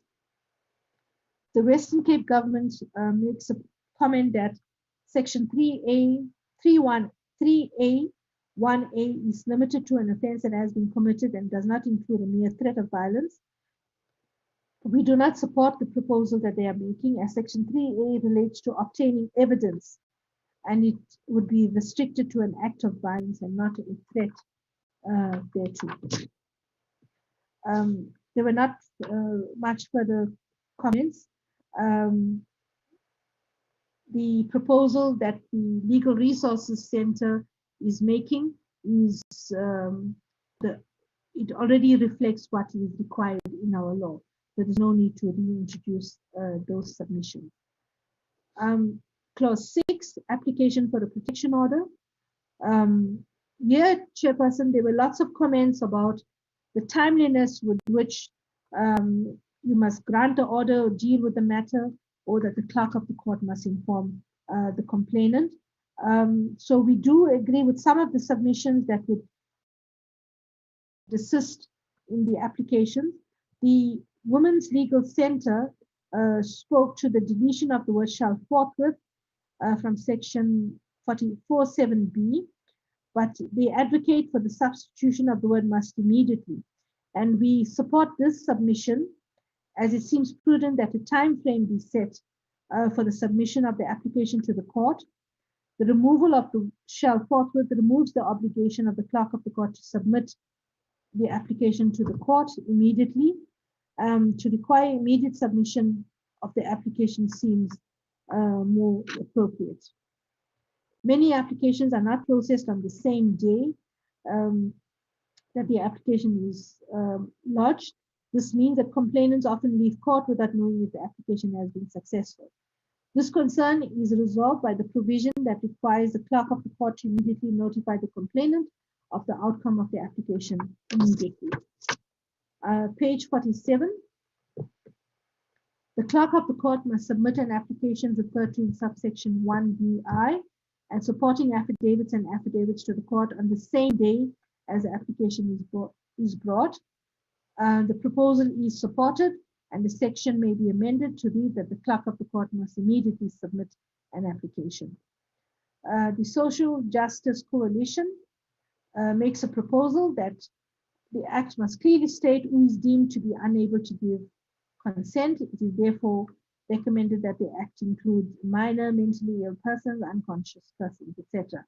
We do not support this proposal, Chairperson, because the category of persons is found in the description under 4.3b2, a person who, in the opinion of the court, is unable to provide the required consent. The list proposed is limited as opposed to what is currently in the proposed amendment.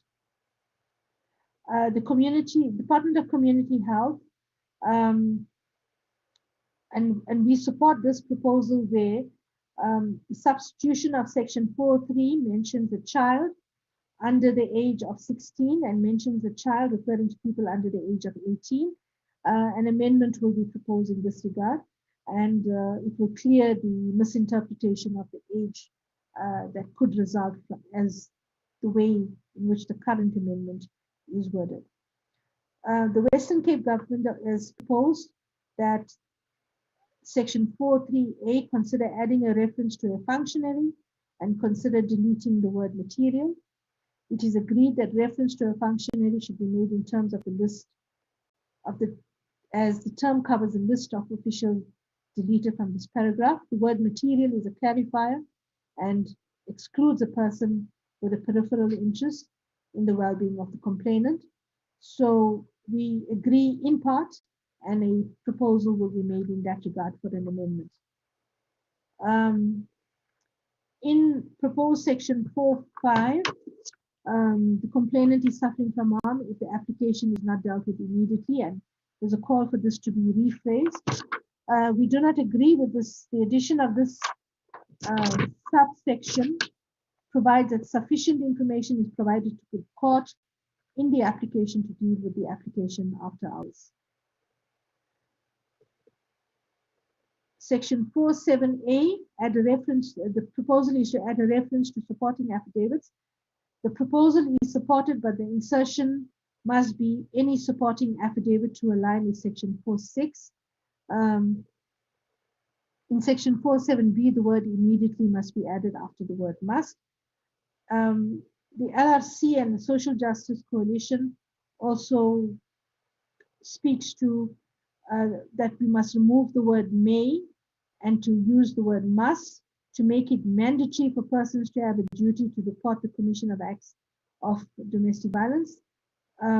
Supporting affidavits by persons who have knowledge of the matter concerned must accompany the application.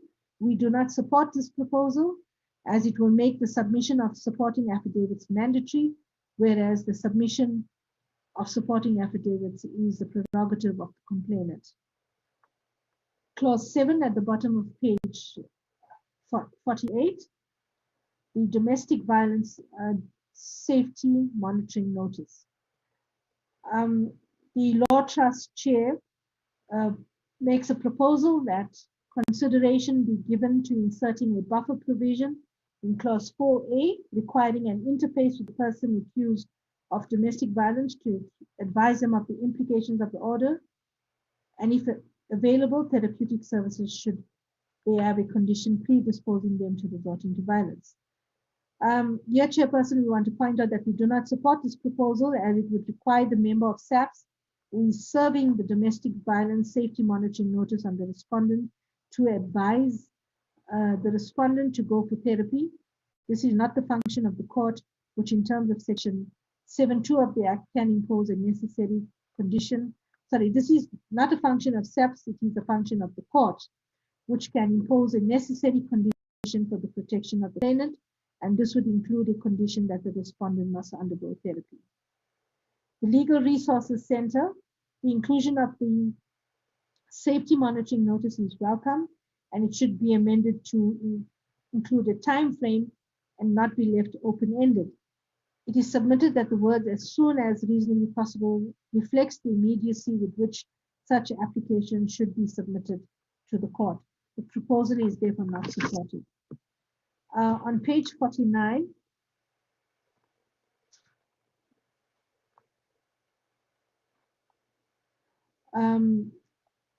Western Cape makes a proposal that section 4A is not in the correct place, as the fact that it is inserted between the sections dealing with application for protection orders and the consideration thereof is confusing,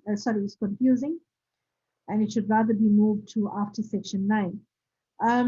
Here, Chairperson, we do not agree. The application for domestic violence safety monitoring notice is to be made simultaneously with the application for the protection order, and where an interim order is not granted any time before the final order is considered. The placement together with the application for a protection order is therefore correct. Under paragraph B, it's a further technical proposal which we do not agree. The proposal that the police station should be in the area where the complainant resides is supported, as the residence and the station in the area of the court may not be in the same jurisdiction as the complainant's residence. So in part, we will reconsider this proposal on paragraph C. Paragraph D makes a proposal to replace complainant's well-being. It's a technical amendment, and we will correct this. We accept that proposal. Paragraph E on page 49, that the proposed section 4A9B indicate that unsuccessful applications must be captured with a note that the order was not granted. We support this proposal. This is information that the regulations will, in terms of section 47A, prescribe to be captured in the repository. Paragraph F, with regard to consultation, section 4A12, the reference to section 18.3 is confusing, as a said section does not stipulate that the DG must be consulted. We have noted this. The formulation of national instruction is done after consultation. That provision is catered for. Mosaic has proposed that this is a need for training, Chairperson. If a domestic violence safety monitoring notice is implemented as set out in the bill, the notice and associated monitoring by the SAPS will increase the safety of applicants.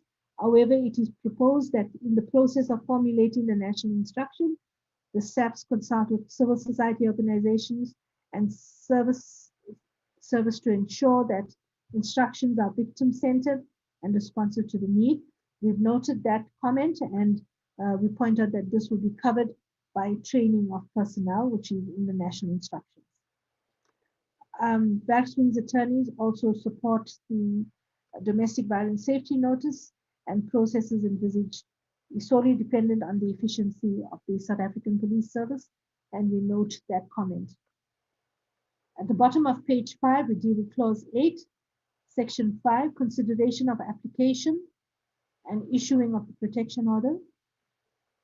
The Women's Legal Center, the court must, as soon as reasonably possible, on the same day as the application is lodged, and may consider an application submitted to it in terms of section 4.7 and may for that purpose consider additional evidence as it deems necessary. In this regard, Chairperson, to deal with protection orders on the same day is dependent on many factors, such as the availability of supporting evidence where this is required. To consider the application as soon as possible is sufficient to accommodate courts which are not able to consider the matter on the same day. On page 51, paragraph B, the amendment to section 5.3 now inserts a provision for the complainant to be informed once the protection order is issued. It is recommended that this be done immediately once the order is issued and not only when the interim order is served on the respondent. Our response is that this clause does provide for the clerk of the court to inform the complainant upon the issuing of the protection order. Paragraph C proposes that we must include mechanisms. The complainant must be informed and the mechanisms to include by telephone, WhatsApp, etc. Chairperson, we respond to this by saying that this will be catered for in regulations.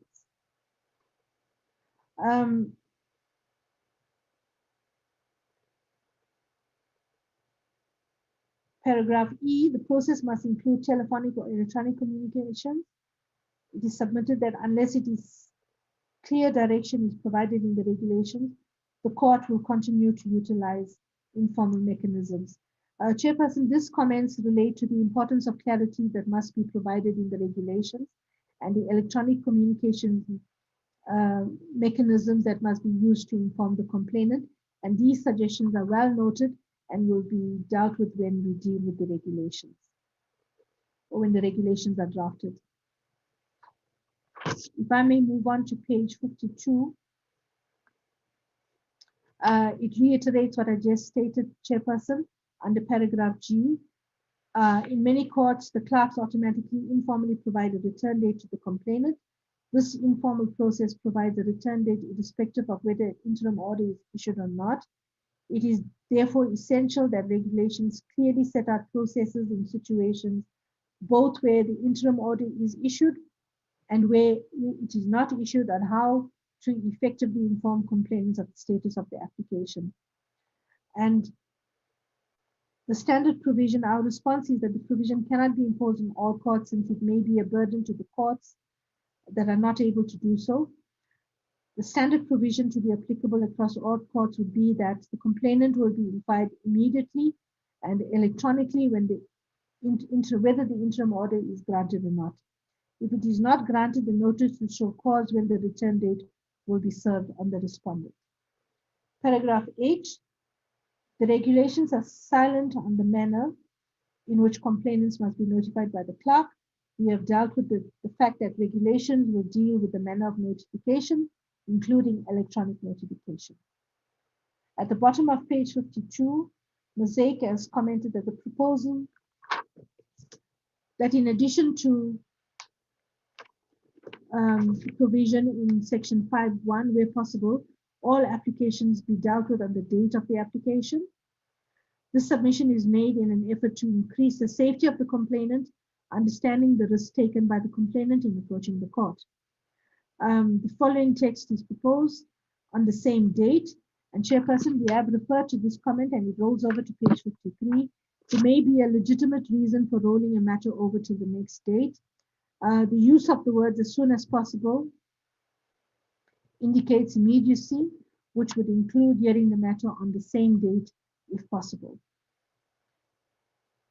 Social Justice Coalition recommended that the word may must be substituted with the word must. Submission that the return date must not, as opposed to may, be less than 10 days is not supported, as grammatically it has the same effect. So we do not support that proposal. Western Cape has also proposed certain technical amendments on paragraph 8.1.4 from A to E, which goes on to the next page. For instance, the cross-referencing on paragraph A. In paragraph B, there are 2 references to Mediation Act. In paragraph C, to add the word after. to add the word order after protection. And D, that the complainant should also be notified. On page 54, paragraph E, the use of the word to replace brought to the attention of with the use of the word served on. We support all these proposals, and those technical amendments will be made. Vacuum's attorneys propose the word order to be inserted after the word interim protection. It is agreed, and that will be dealt with. The final comment, accompanying a complainant to deliver a protection order should explain the contents and remedies without imposing any verbal abuse towards the respondent. In this regard, Chairperson, training of personnel will ensure that proper processes are followed, and of course, a complaints mechanism and disciplinary action where members of the public are abused in this process. On page 54, paragraph 8.2, the Law Trust Chair proposes the deletion of the word dependent in section 5.1a. Proposes the deletion of the word dependent in 5.1a will remove the protection available to majors who are dependents and impacted by domestic violence. This particularly excludes vulnerable groups such as persons with disabilities who are of an advanced age. We do not support this proposal as it may be misplaced in this regard. The section deals with the appointment of a family advocate to conduct an investigation regarding the welfare of any child and children who are above the age of 18 are not covered in this provision. The expression any child covers every child, whether dependent or not, and whether with a disability or not.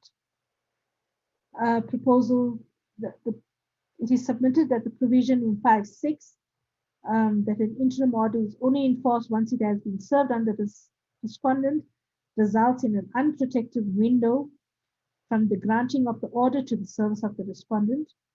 And therefore, the suggestion is made that the application for the order ex parte, therefore considering the order to be enforced from issuing without it having been served. Chairperson, we do not agree with this proposal. The provision as it's currently granted conveys the intention that the respondent is bound by the order that he or she is aware of. It would not make sense for the order to apply if it has not been brought to the attention of the respondent. If the respondent commits a prohibited act of domestic violence, the respondent will not be found guilty of breaching a protection order if the order has not been brought to his or her attention. Moving on to page 55, clause 9. This deals with attendance of witnesses, electronic communications, and existing or reciprocal orders. The comment made by Active Citizens Movement, the concern is that items mentioned that constitute as evidence are too limited and should include all forms of tangible evidence. Chairperson, here we do not agree with listing all of it. The ordinary dictionary meaning would apply, meaning that the word object would include videotapes, pictures, etc. Again, the issue of the J88 form is raised, and the need that this should be done in all cases. And our response is that the inclusion of medical evidence is the prerogative of the complainant. As the application is initially heard in chambers, witnesses are not usually called. It would be the prerogative of the complainant to request the outlet professional to act as a witness on the return date. And I have dealt with the matter of the J88 as this is not a criminal matter. Section 5B, the Center for Child Law. A concern is raised that the proposed section 5.1b4 and 5 of the possibility of the power to request any information may be subject to abuse and could potentially be challenged on the grounds of the violation of the right to privacy. Chairperson, in this regard, we respond that the bill would need to be read together with the Protection of Personal Information Act and other pertinent legislation to ensure that the rights to privacy of the respondent are respected. Information that may be sought should be for the purpose of identifying the person who sent the electronic communication. The court is also unlikely to abuse this provision by requiring information that is not related to the identification of the person as contemplated in this section. The Women's Legal Center makes a point that the provision for an inquiry by the court to determine the ability of the complainant to pay costs. The bill presumes that the complainant is liable for the costs, and the burden to prove that he or she is not able to afford the incurred costs rests on the complainant. In this regard, Chairperson, we note that generally the state should not be made liable for costs incurred for disputes between private individuals. It is prudent as a starting point for the complainant to pay, but if unable to do so, that we cater in legislation for the state to carry the costs. These are the costs due to the electronic communication service provider, which is catered for in the bill. The Center for Child Law suggests that extreme care must be taken on the implementations of the provisions in Section 5B, 10A and B. Many complainants, including children, may not be in a position to pay the services offered by the communication service providers. We've noted this point, and the court is required to hold an inquiry into the means of the complainant and may, after the inquiry, make an order, including an order directing the state to pay for the costs within available resources as contemplated in Section 5B, 10C. The Social Justice Coalition, it is submitted that the legislature considers making an option available for persons who do not have access to cell phone or telephone lines. Chairperson, in this regard, we do not support the proposals. However, the regulation will provide for places where the applications can be made free of charge, such as the courts, police stations, shelters, etc. It is of paramount importance to prioritize the building of more SAPS offices. Chairperson, we note that this is not a matter for this bill. Western Cape has proposed that 5B should also apply at the final order stage. Chairperson, we do not agree with this suggestion. There is nothing prohibiting the court from considering this as evidence on the return date. The proposed Section 5B to replace questions with question, we agree that we correct this. In the proposed Section 5B5, it is unclear why the court has the discretion to consider issuing an order at this stage. It is proposed that Section 5B5 consider making this mandatory. The proposal to make the issuing of an interim protection order mandatory at this stage is not supported. The court would need to consider all evidence, and to make it mandatory would take away the court's discretion in this regard. It is proposed that Section 5B6A indicate whether the reference to the order is an interim order or final order or both.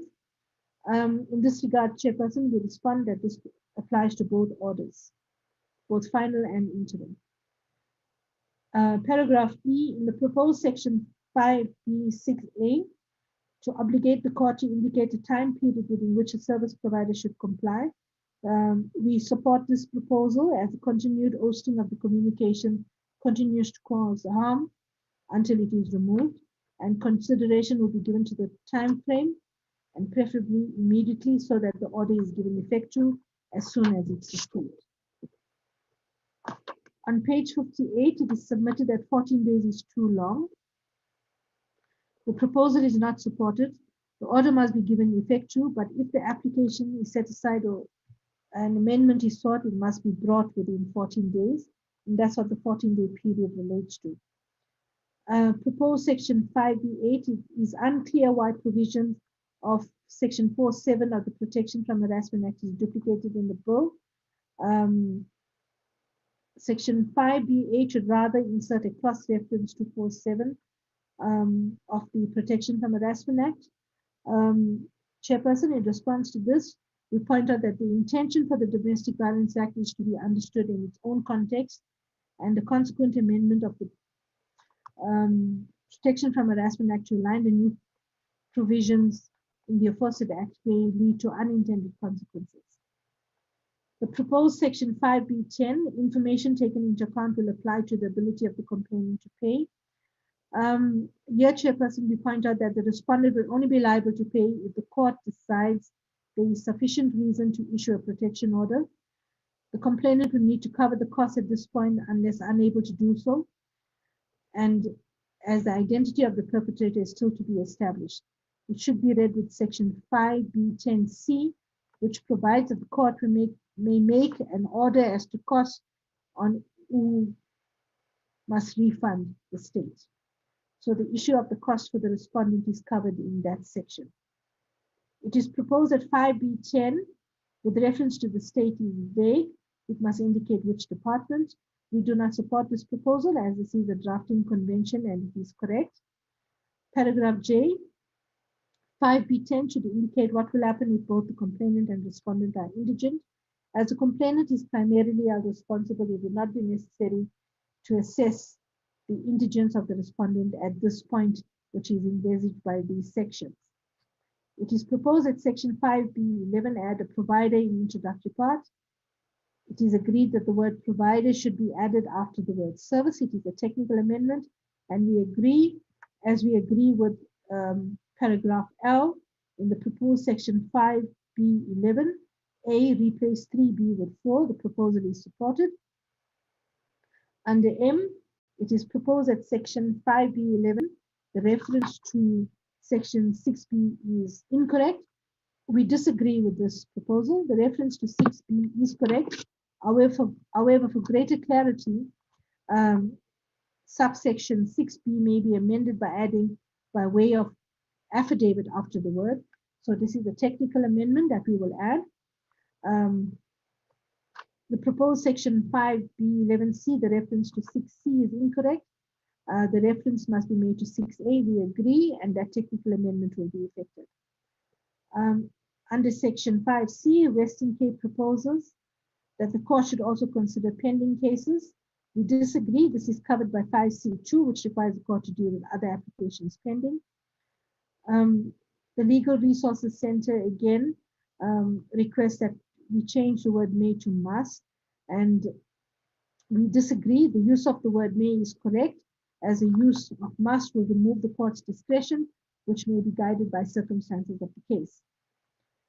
Under clause 10, Kosato has pointed out that it must be ensured that processes are expedited and that mechanisms are developed to guard against delays caused by perpetrators in missing court dates.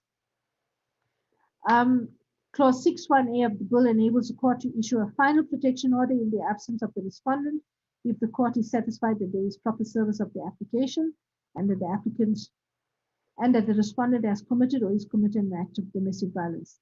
The bill amends section 19 to provide that financial assistance at state expense be provided to the complainant or the witness. So this is in response to that general comment. At the bottom of page 59, mosaic, a concern is raised regarding the provisions of the court to discharge the interim order if the complainant does not appear on the return date. And in this regard, Chairperson, we point out that if the complainant does not, or both parties do not appear on the return date, the court is required to extend the return date, but may discharge the matter on the extended date if the complainant does not appear. If the complainant did not appear due to being prevented by the respondent, this information should be disclosed to the court, and the court should be given, and the court should give directions in this regard. I'm on page 60.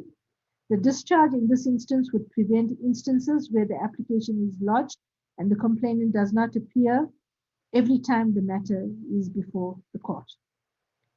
It is submitted that the court should consider the application where prima facie evidence of domestic violence is present, and the court should move to finalize the order. In this regard, Chairperson, the court must, in terms of section 6.1 and 6.1a, issue a final protection order where the respondent is absent and proper service has been effected and a proper case has been made out.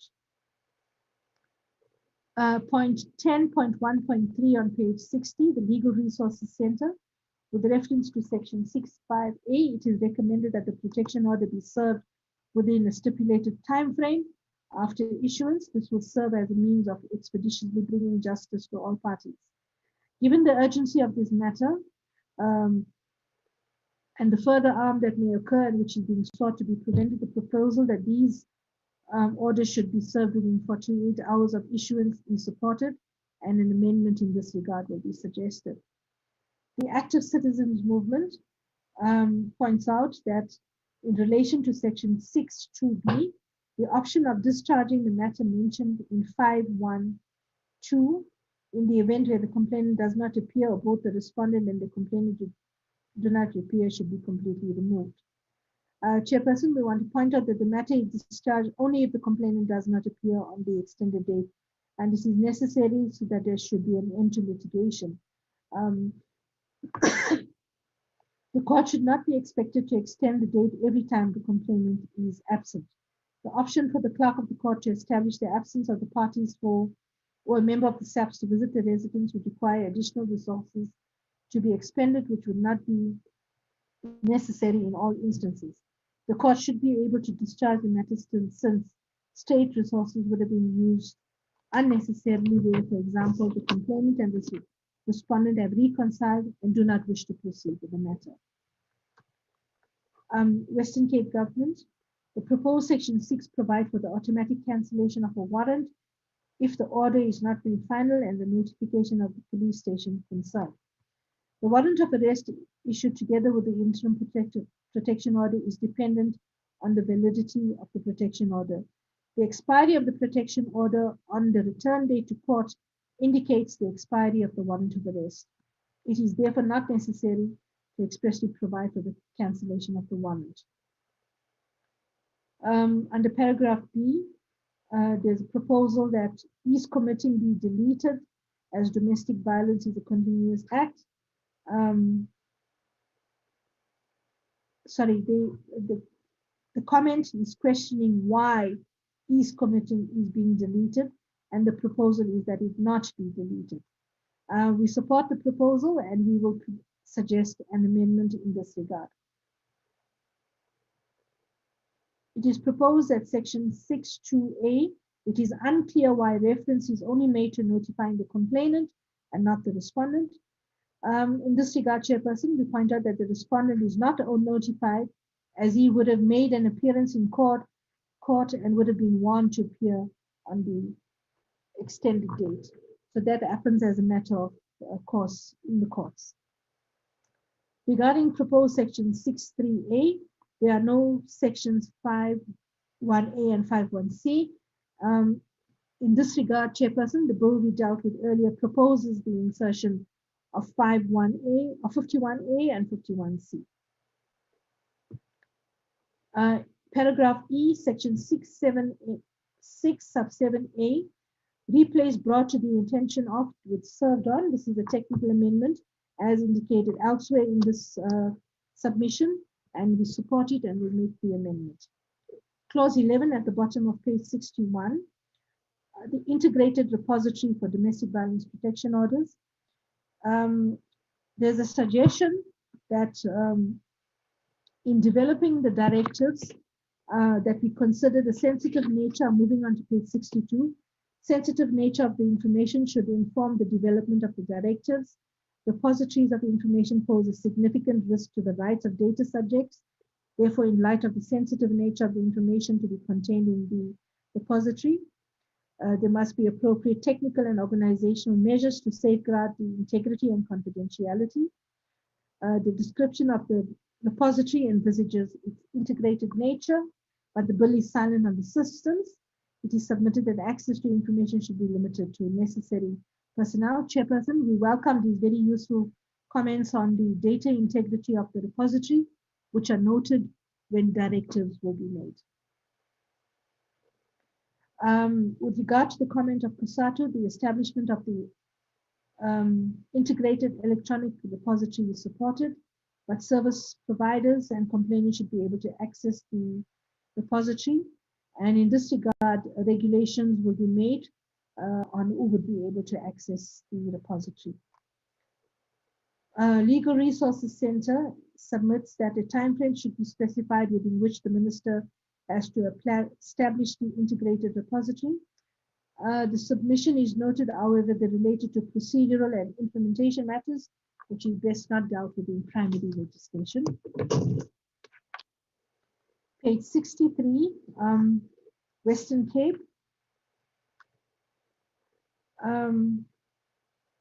Talks to the relevant officials having access to the repository and cross-references to applicable legislation or amend the applicable legislation to state specifically that the response repository should be checked. I think these are matters for training and should be included in the directives and national instructions.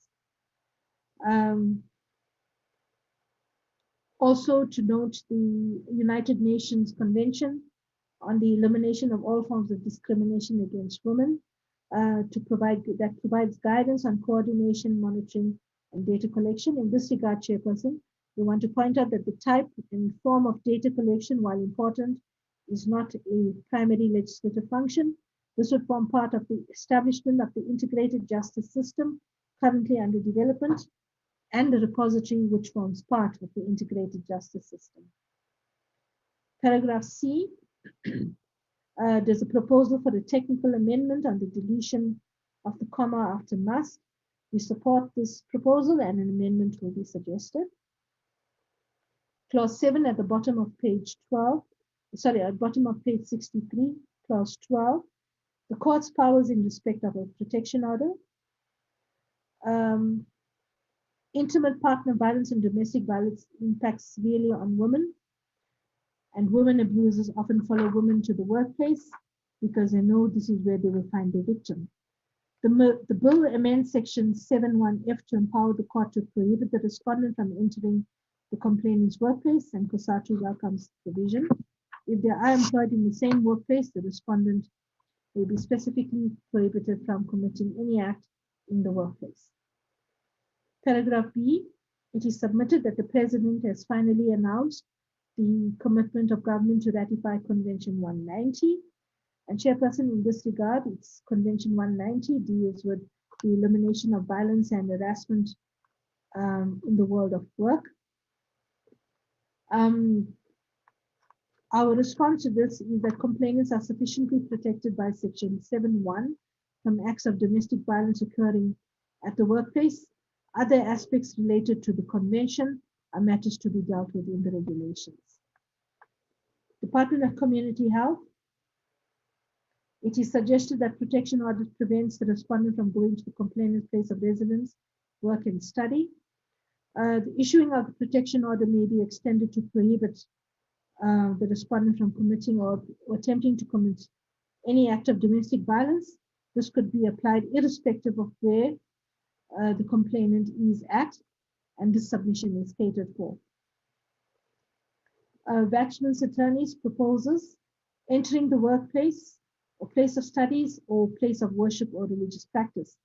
Chairperson, we do not support this proposal as it is not necessary to do so, as the court has the power under section 7(1)(h) to prohibit the respondent from committing or attempting to commit any act of domestic violence where the complainant is at. Page 65, the Center for Child Law proposes that the protection in 7(5)(c) should be expanded to when a matter is referred to the Children's Court. Chairperson, we submit that this is not necessary as a paragraph already has this effect. In paragraph C, where the privacy of the suggestion is that we add where the privacy provisions under the Children's Act will apply. And as indicated, this is already catered for. On page 65, Mosaic makes a proposal that the protection order prohibits, suspend, or restrict the exercise of the respondent's right to occupy the residence. For purposes of determining who has the right to live on the residence and who is obliged to vacate a residence, a protection order excluding a respondent from all or any part of the residence shall take precedence over the information contained in the lease, the property deeds, or any other written agreement in respect of who has the right to inhabit the property. Chairperson, we want to point out that section 7(1)(c) is not in conflict with the prevention of illegal eviction and unlawful occupation of land, which deals with the eviction of unlawful occupiers, as defined in section 1. Section 7(1)(g) already provides that the respondent may be restricted from entering or remaining in a shared residence or part thereof. This is not an eviction as contemplated in the PI Act. Page 66.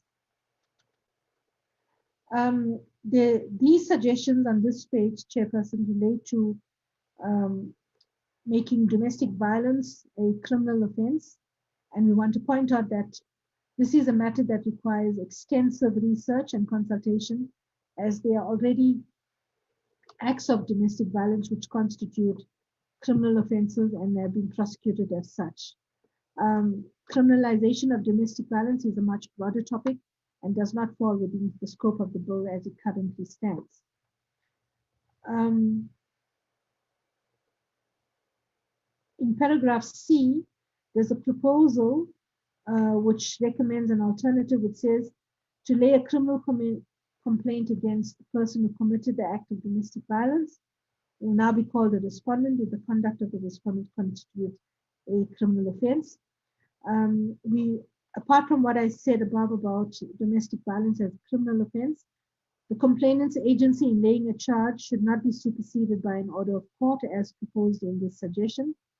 The civil remedy provided by the Domestic Violence Act is aimed at providing a stopgap in matters where a victim of domestic violence does not want to engage the criminal justice system but wants domestic violence to cease. There are a number of reasons why the complainant may not wish to lay a criminal charge, and that must be taken into account. Paragraph 12.1.6 on page 66.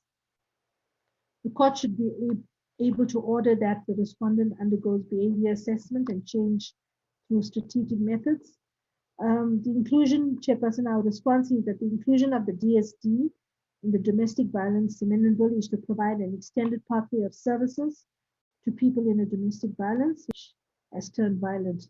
This is a civil remedy, and the court already may make an order in this regard. The Social Justice Coalition, it would be a significant step in the right direction if domestic violence could be criminalized. Chairperson, I have responded to that issue on the criminalization of domestic violence.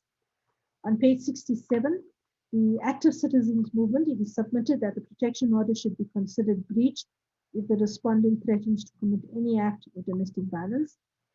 And in this regard, our response is that paragraph J of the definition of domestic violence provides for behavior of a threatening nature towards a complainant, which inspires a reasonable belief that harm may be caused to the complainant. Western Cape proposes in paragraph 12.1.10, proposed section 7.1b replaces another person with third-party actor. We do not support this proposal as the section contemplates an act which has not taken place, whereas a third party as defined in the bill currently relates to a person who has already committed an act of domestic violence. In the proposed section 7.2, an order relating to the seizure of weapons should not be made discretionary, given that so many complainants of domestic violence are killed or shot by their abusive partners. Even when a protection order has been granted, this should be mandatory. And Chairperson, we do not agree with this suggestion because certain acts of domestic violence, such as economic abuse, does not place the complainant in physical danger or at risk in respect of the firearm. Removing the discretion of the court would not be appropriate in these cases. Page 68. There's a proposal that we replace "or" at the end of paragraph A2 with "and." We do not support this proposal as it would make it a closed list, and it's not intended in light of the use of the word "including." So we do not agree with that technical proposal. Paragraph D, section 7.5a and b add reference to place of study. We agree with this, and a technical amendment will be proposed. Provision should be made for the utilization of intermediaries when minors are involved. Chairperson, in this regard, applications for protection orders are dealt with in chambers, and the court may order that where the respondent is not represented, cross-examination is made through the magistrate. And we also want to point out that the Criminal Matters Amendment Bill inserts section 51A to provide for the use of intermediaries in matters other than criminal matters, so this is catered for. Paragraph F, there are instances where matters are postponed time and again by the court to the detriment of the complainant. Complainants are often of the view that the interim protection orders have lapsed due to these postponements. The public should be informed of their rights. And Chairperson, in this regard, the directives will cater to this proposal. Page 69, clause 13, warrant of arrest upon issuing of a protection order. The Women's Legal Center states that in subsection 5C is not supported as the length of time since the alleged breach of the order is irrelevant. The Women's Legal Center recommends that this subsection be deleted. Our response to this is that subsection 5C is intended to enable a police official to decide the necessity of arrest when a lengthy period of time has elapsed between the contravention of the protection order and the time that a police official is requested to execute a warrant by arresting the respondent for breach of a condition in the protection order. For example, if the breach was reported a week after it took place, the police official would be inclined to give the respondent a notice to appear before court rather than effecting an immediate arrest. Therefore, the proposal is not supported. The same applies to the comment in paragraph B, and to the comment made by Mosaic, the same response applies. The Social Justice Coalition, section 8.5, recommends that the protection order be served within a stipulated time frame after issuance. This will serve as a means to expeditiously bring justice to all parties. In this regard, Chairperson, given the urgency of the matters and the further harm that may occur, which is being sought to be prevented, the proposal of these orders should be served within 48 hours, is supported. Chairperson, however, I think at the time of making this submission, we now are of the view that we must reconsider this, as we do not want to create unintended consequences by stipulating the 48 hours if this cannot be done. And we have to do some consultation very quickly with some role players to understand whether it is possible or not. And we will revert with a proposed amendment, an appropriate proposed amendment in this regard, after consulting with on the possibilities of making that recommendation and to place it in the bill. Page 70, the Western Cape government proposes section 484B, add as suffered before e-suffering and as suffered. As domestic violence may be a continuous act, it is submitted that referred to e-suffering is sufficient. The past tense may not relate to an incident in the past and may have unintended consequences, so we do not agree with those proposals. Clause 14, Chairperson, and page 70 deals with the seizure of weapons. It is submitted that stronger protection is needed regarding firearm licenses. In this regard, Chairperson, we respond that the court dealing with domestic violence does not deal with the competency of a person to possess a firearm. The Act empowers the court to order the seizure of the firearm and then refer the matter to the National Commissioner, who will determine the competency of the person to possess the firearm in terms of the Firearms Control Act. There's a further suggestion that the proposal and the seizure of weapons immediately. The proposal is not supported as any other person covers the complainant. Paragraph A of the subsection is intended to have the weapon seized if the respondent has threatened to kill or injure himself or herself. In this regard, it would be in the interest of the respondent and not of the complainant to have the weapon seized. Paragraph B, in the proposed section 9, to amend subsection 2, as subsection 1 or 2 of the firearms refers to the registrar and not the station commander. We disagree with this proposal, Chairperson, because during the consultation process with SAP, it was suggested by SAPs that to avoid having records submitted to the registrar, who is the National Commissioner, who will in any event send them to the station, the relevant station, police station, a provision be made to have the records sent to the local station. And this has been included, and we don't believe that we should amend that proposal as it deals with the practicality of the issue. Page 71, clause 15, variation or setting aside of protection orders. Western Cape proposed replacing the word receiving the notice with the notice being served. We accept this technical amendment. Paragraph B, proposed section 102, there is no indication that the court must first be satisfied that the complainant has received the notice and that the notice was served in instances where the respondent makes the application. We also support this proposal and for the court to be satisfied that the with service will be inserted and to align, this will align section 6.1 and section 6.1a. There is no indication that the police station must be informed that the warrant has been withdrawn. In this regard, Chairperson, we point out that if the order is set aside, the warrant falls away. The police station would not be negatively affected if it is not informed that the order has been set aside. This would be additional work for the clerk of the court and it may be unnecessary, and the information would in any event be recorded in the repository.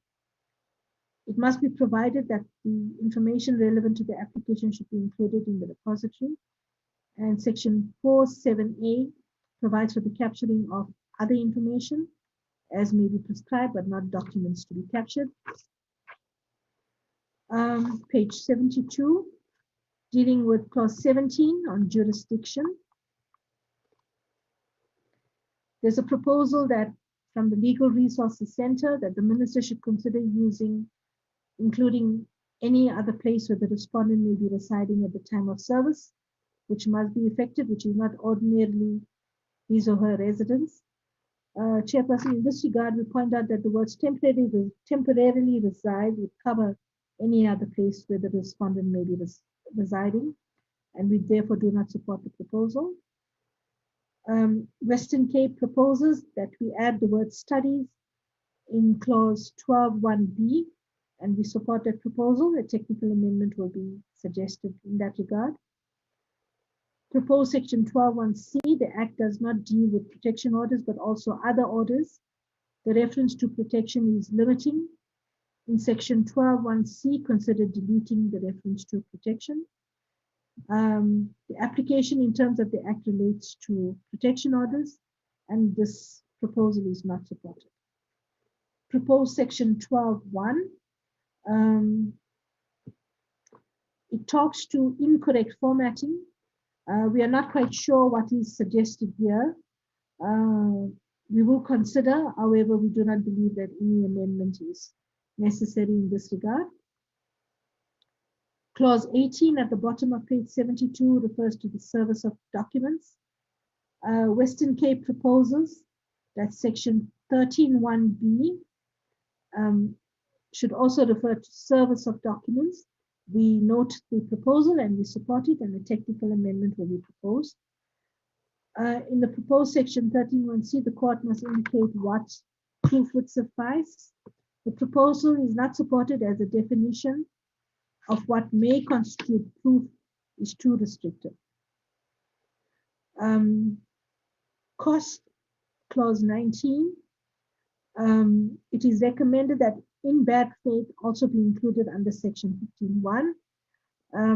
We point out that acting in bad faith is covered by the listed grounds.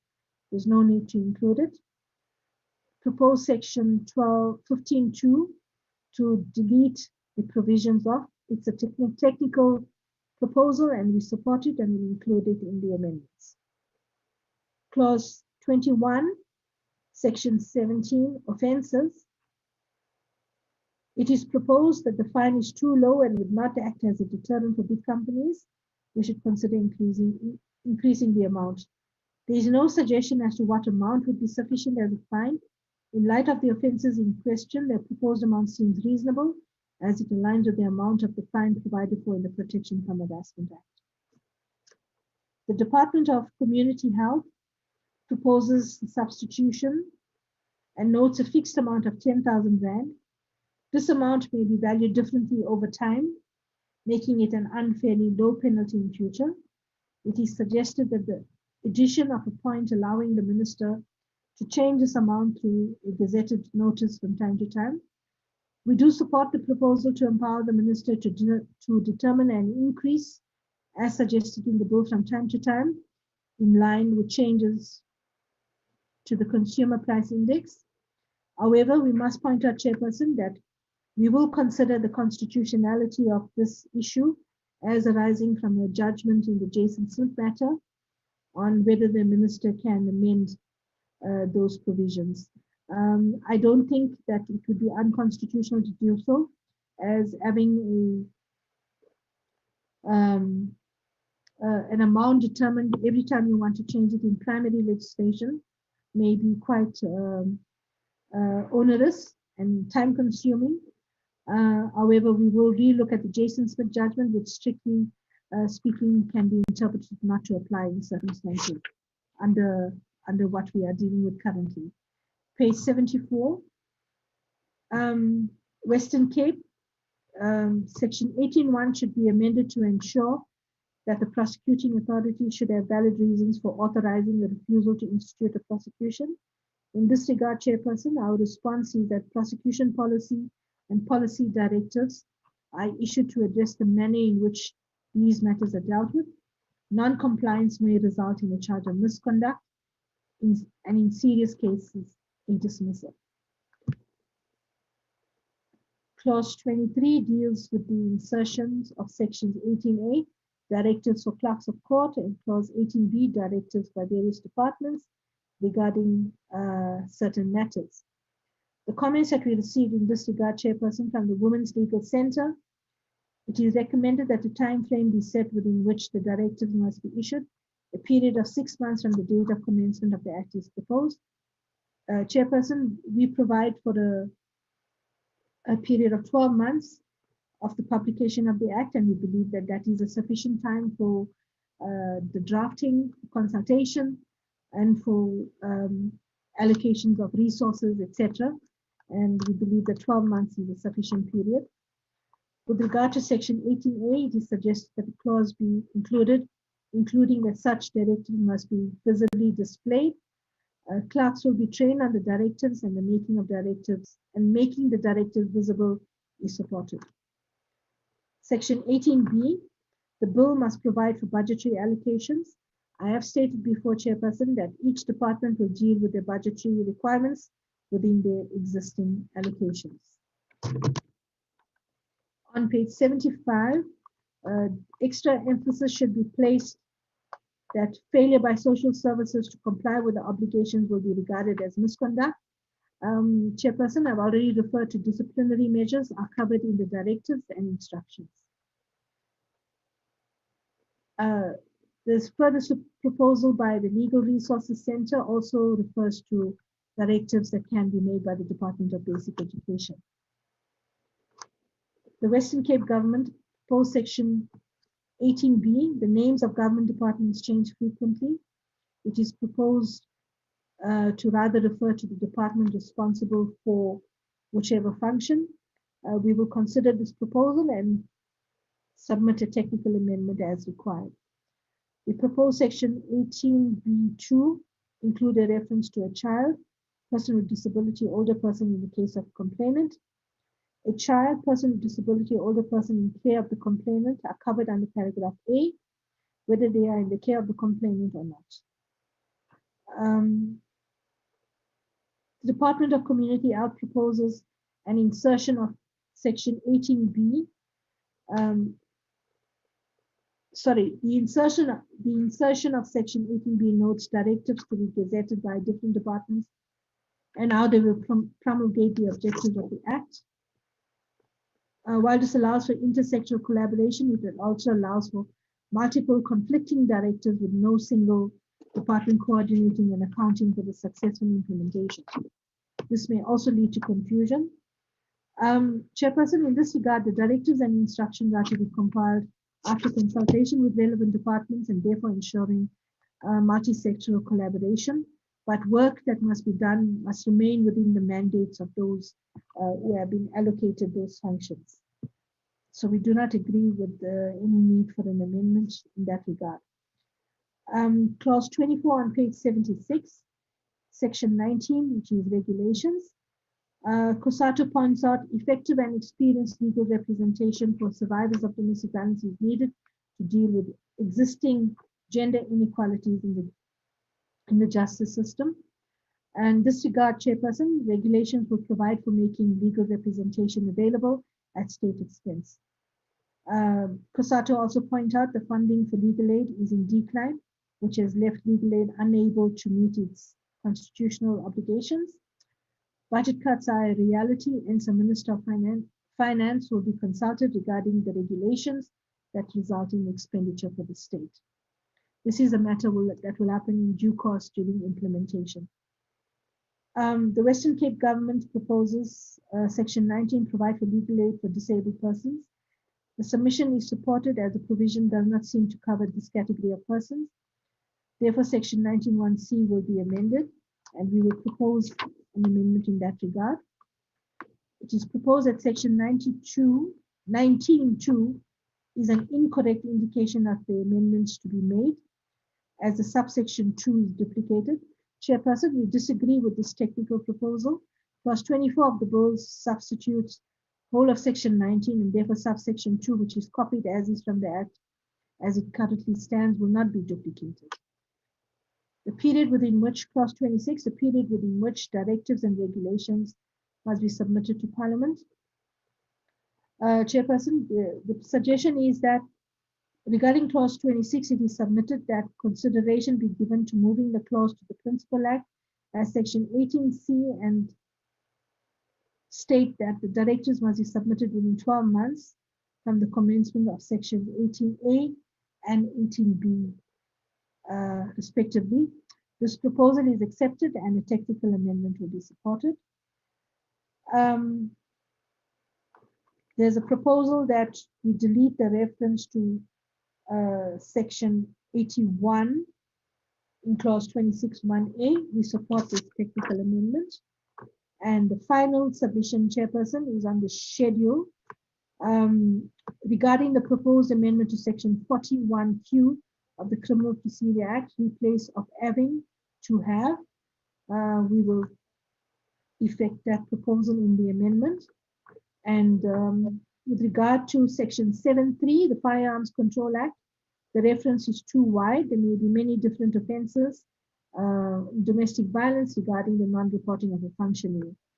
Chairperson, in this regard, we point out it's not intended that all offenses under the Act will be referred for determination of unfitness to possess a firearm.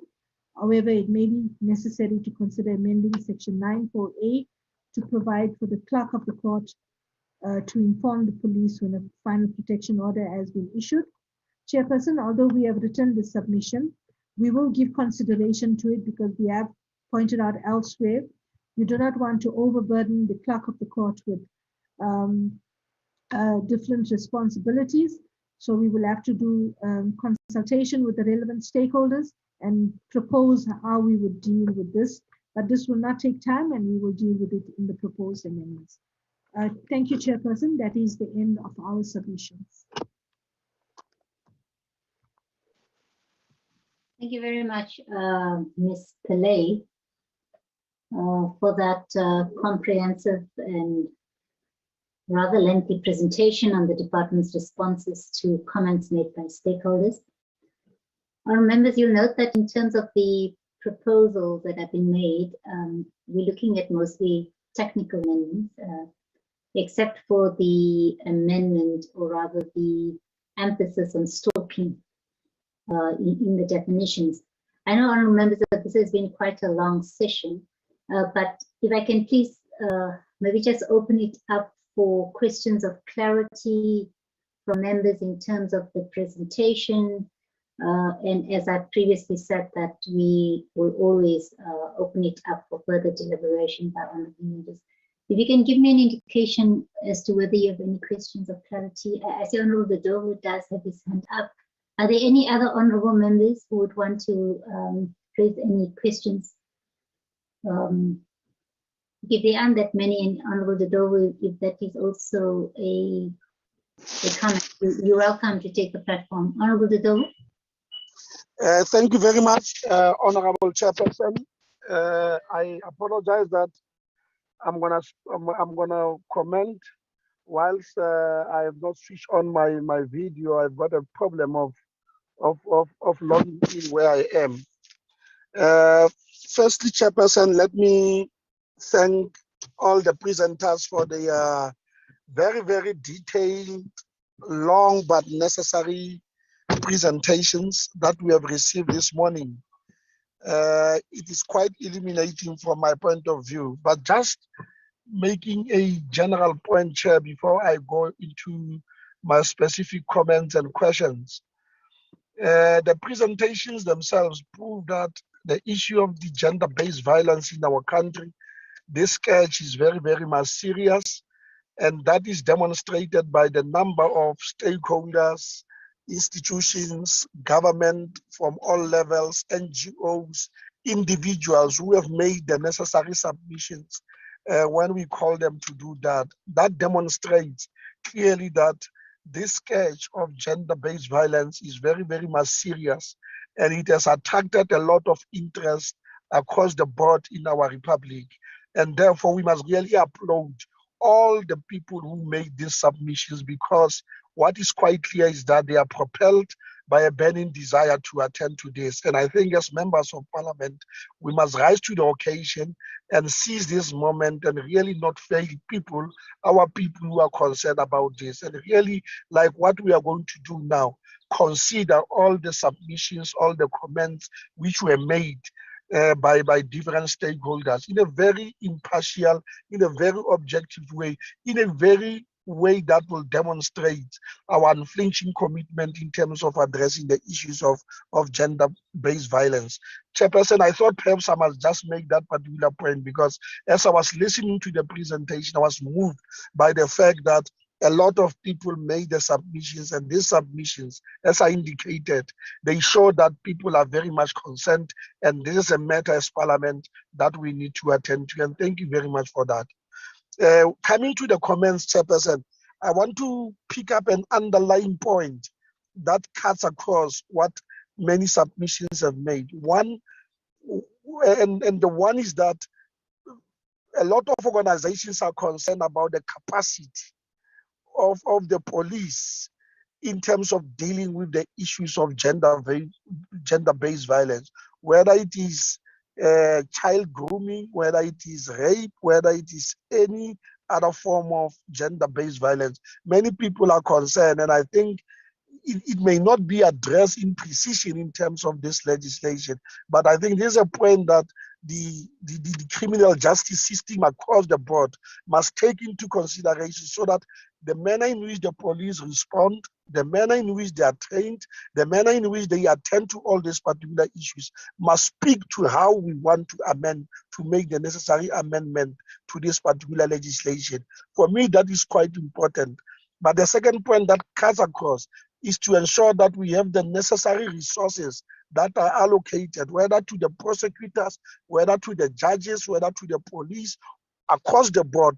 We need to ensure that there are necessary resources that are allocated, so that we are able to ensure that this law that we are about to pass, as we are interrogating it gets implemented very effectively. And at the end of the day, the society as a whole can see the results that are accrued in terms of this particular legislation that we are dealing with. And that in whatever that we do, they must bear in mind that the issue of the resources, it is going to be very key, and it's a matter that needs to be attended to. I thought perhaps I must make these particular comments in the meantime, Honorable Chair. If necessary, I'll come back again. Thank you very much. Thank you very much, Honorable Dobu. I don't see any other hand being raised, and indeed, I think I can't agree with you more that we need to thank all the various stakeholders in terms of the interest and the comments that they've made in terms of these three pieces of legislation. But just picking up also on your last point, I think what comes out in a lot of comments by the stakeholders is around the issue of implementation. We, in the National Council of Provinces, we also represent various provinces, and some of the issues being raised, we also come from various rural provinces as well. issues being raised by stakeholders are also around women being more vulnerable, especially in rural and or farm dwelling settings, and issues around equitable access to services, let alone the capacity to deliver, and the issues that were raised by Honourable Dodovo. While the bill also tries to address some of these systemic and other challenges, I just think that Honourable Dodovo, even as you raise it, but also as a select committee, this is also an area of oversight and accountability around implementation of legislation and around issues related to gender-based violence. And I think in terms of, as Parliament, we also need to increase our focus or oversight in terms of gender-based violence, and also in terms of the implementation of these three pieces of legislation as and when it's promulgated into law. And thank you very much, Honourable Dodovo, for those comments. I think, honourable members, if we don't have any other comment we would like to make, like I've said, we will allow for further deliberations. But if I can maybe just conclude or summarize that in terms of the Domestic Violence Amendment Bill, the amendments that are being proposed currently as it sits, we're looking at general amendments that will be affected to ensure non-binary use of non-binary language usage, defining all acts that are referred to more than once. And also, I think in terms of the presentation clauses that will be amended, are various definitions in clause 2, as well as the inclusion of the definition of stalking, amendments in clause 3, 6, 8, clause 9, clause 10, 11, clause 12, clause 13, 15, 17, 18,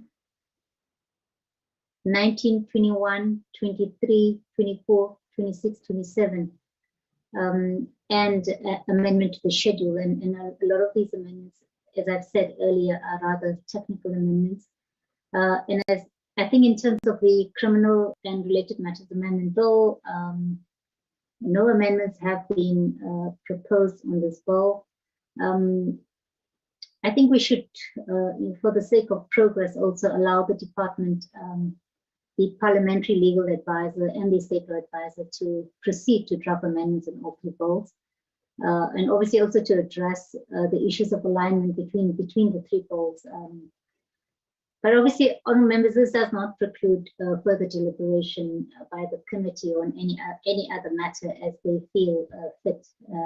So in terms of our next meeting, I think we will also further deliberate on matters, but we will also consider these bills further. I think with that being said, honourable members and representatives from the department, let me thank you very much for your attendance, your inputs, and for the deliberations. Thank you very much. Let me declare this meeting closed.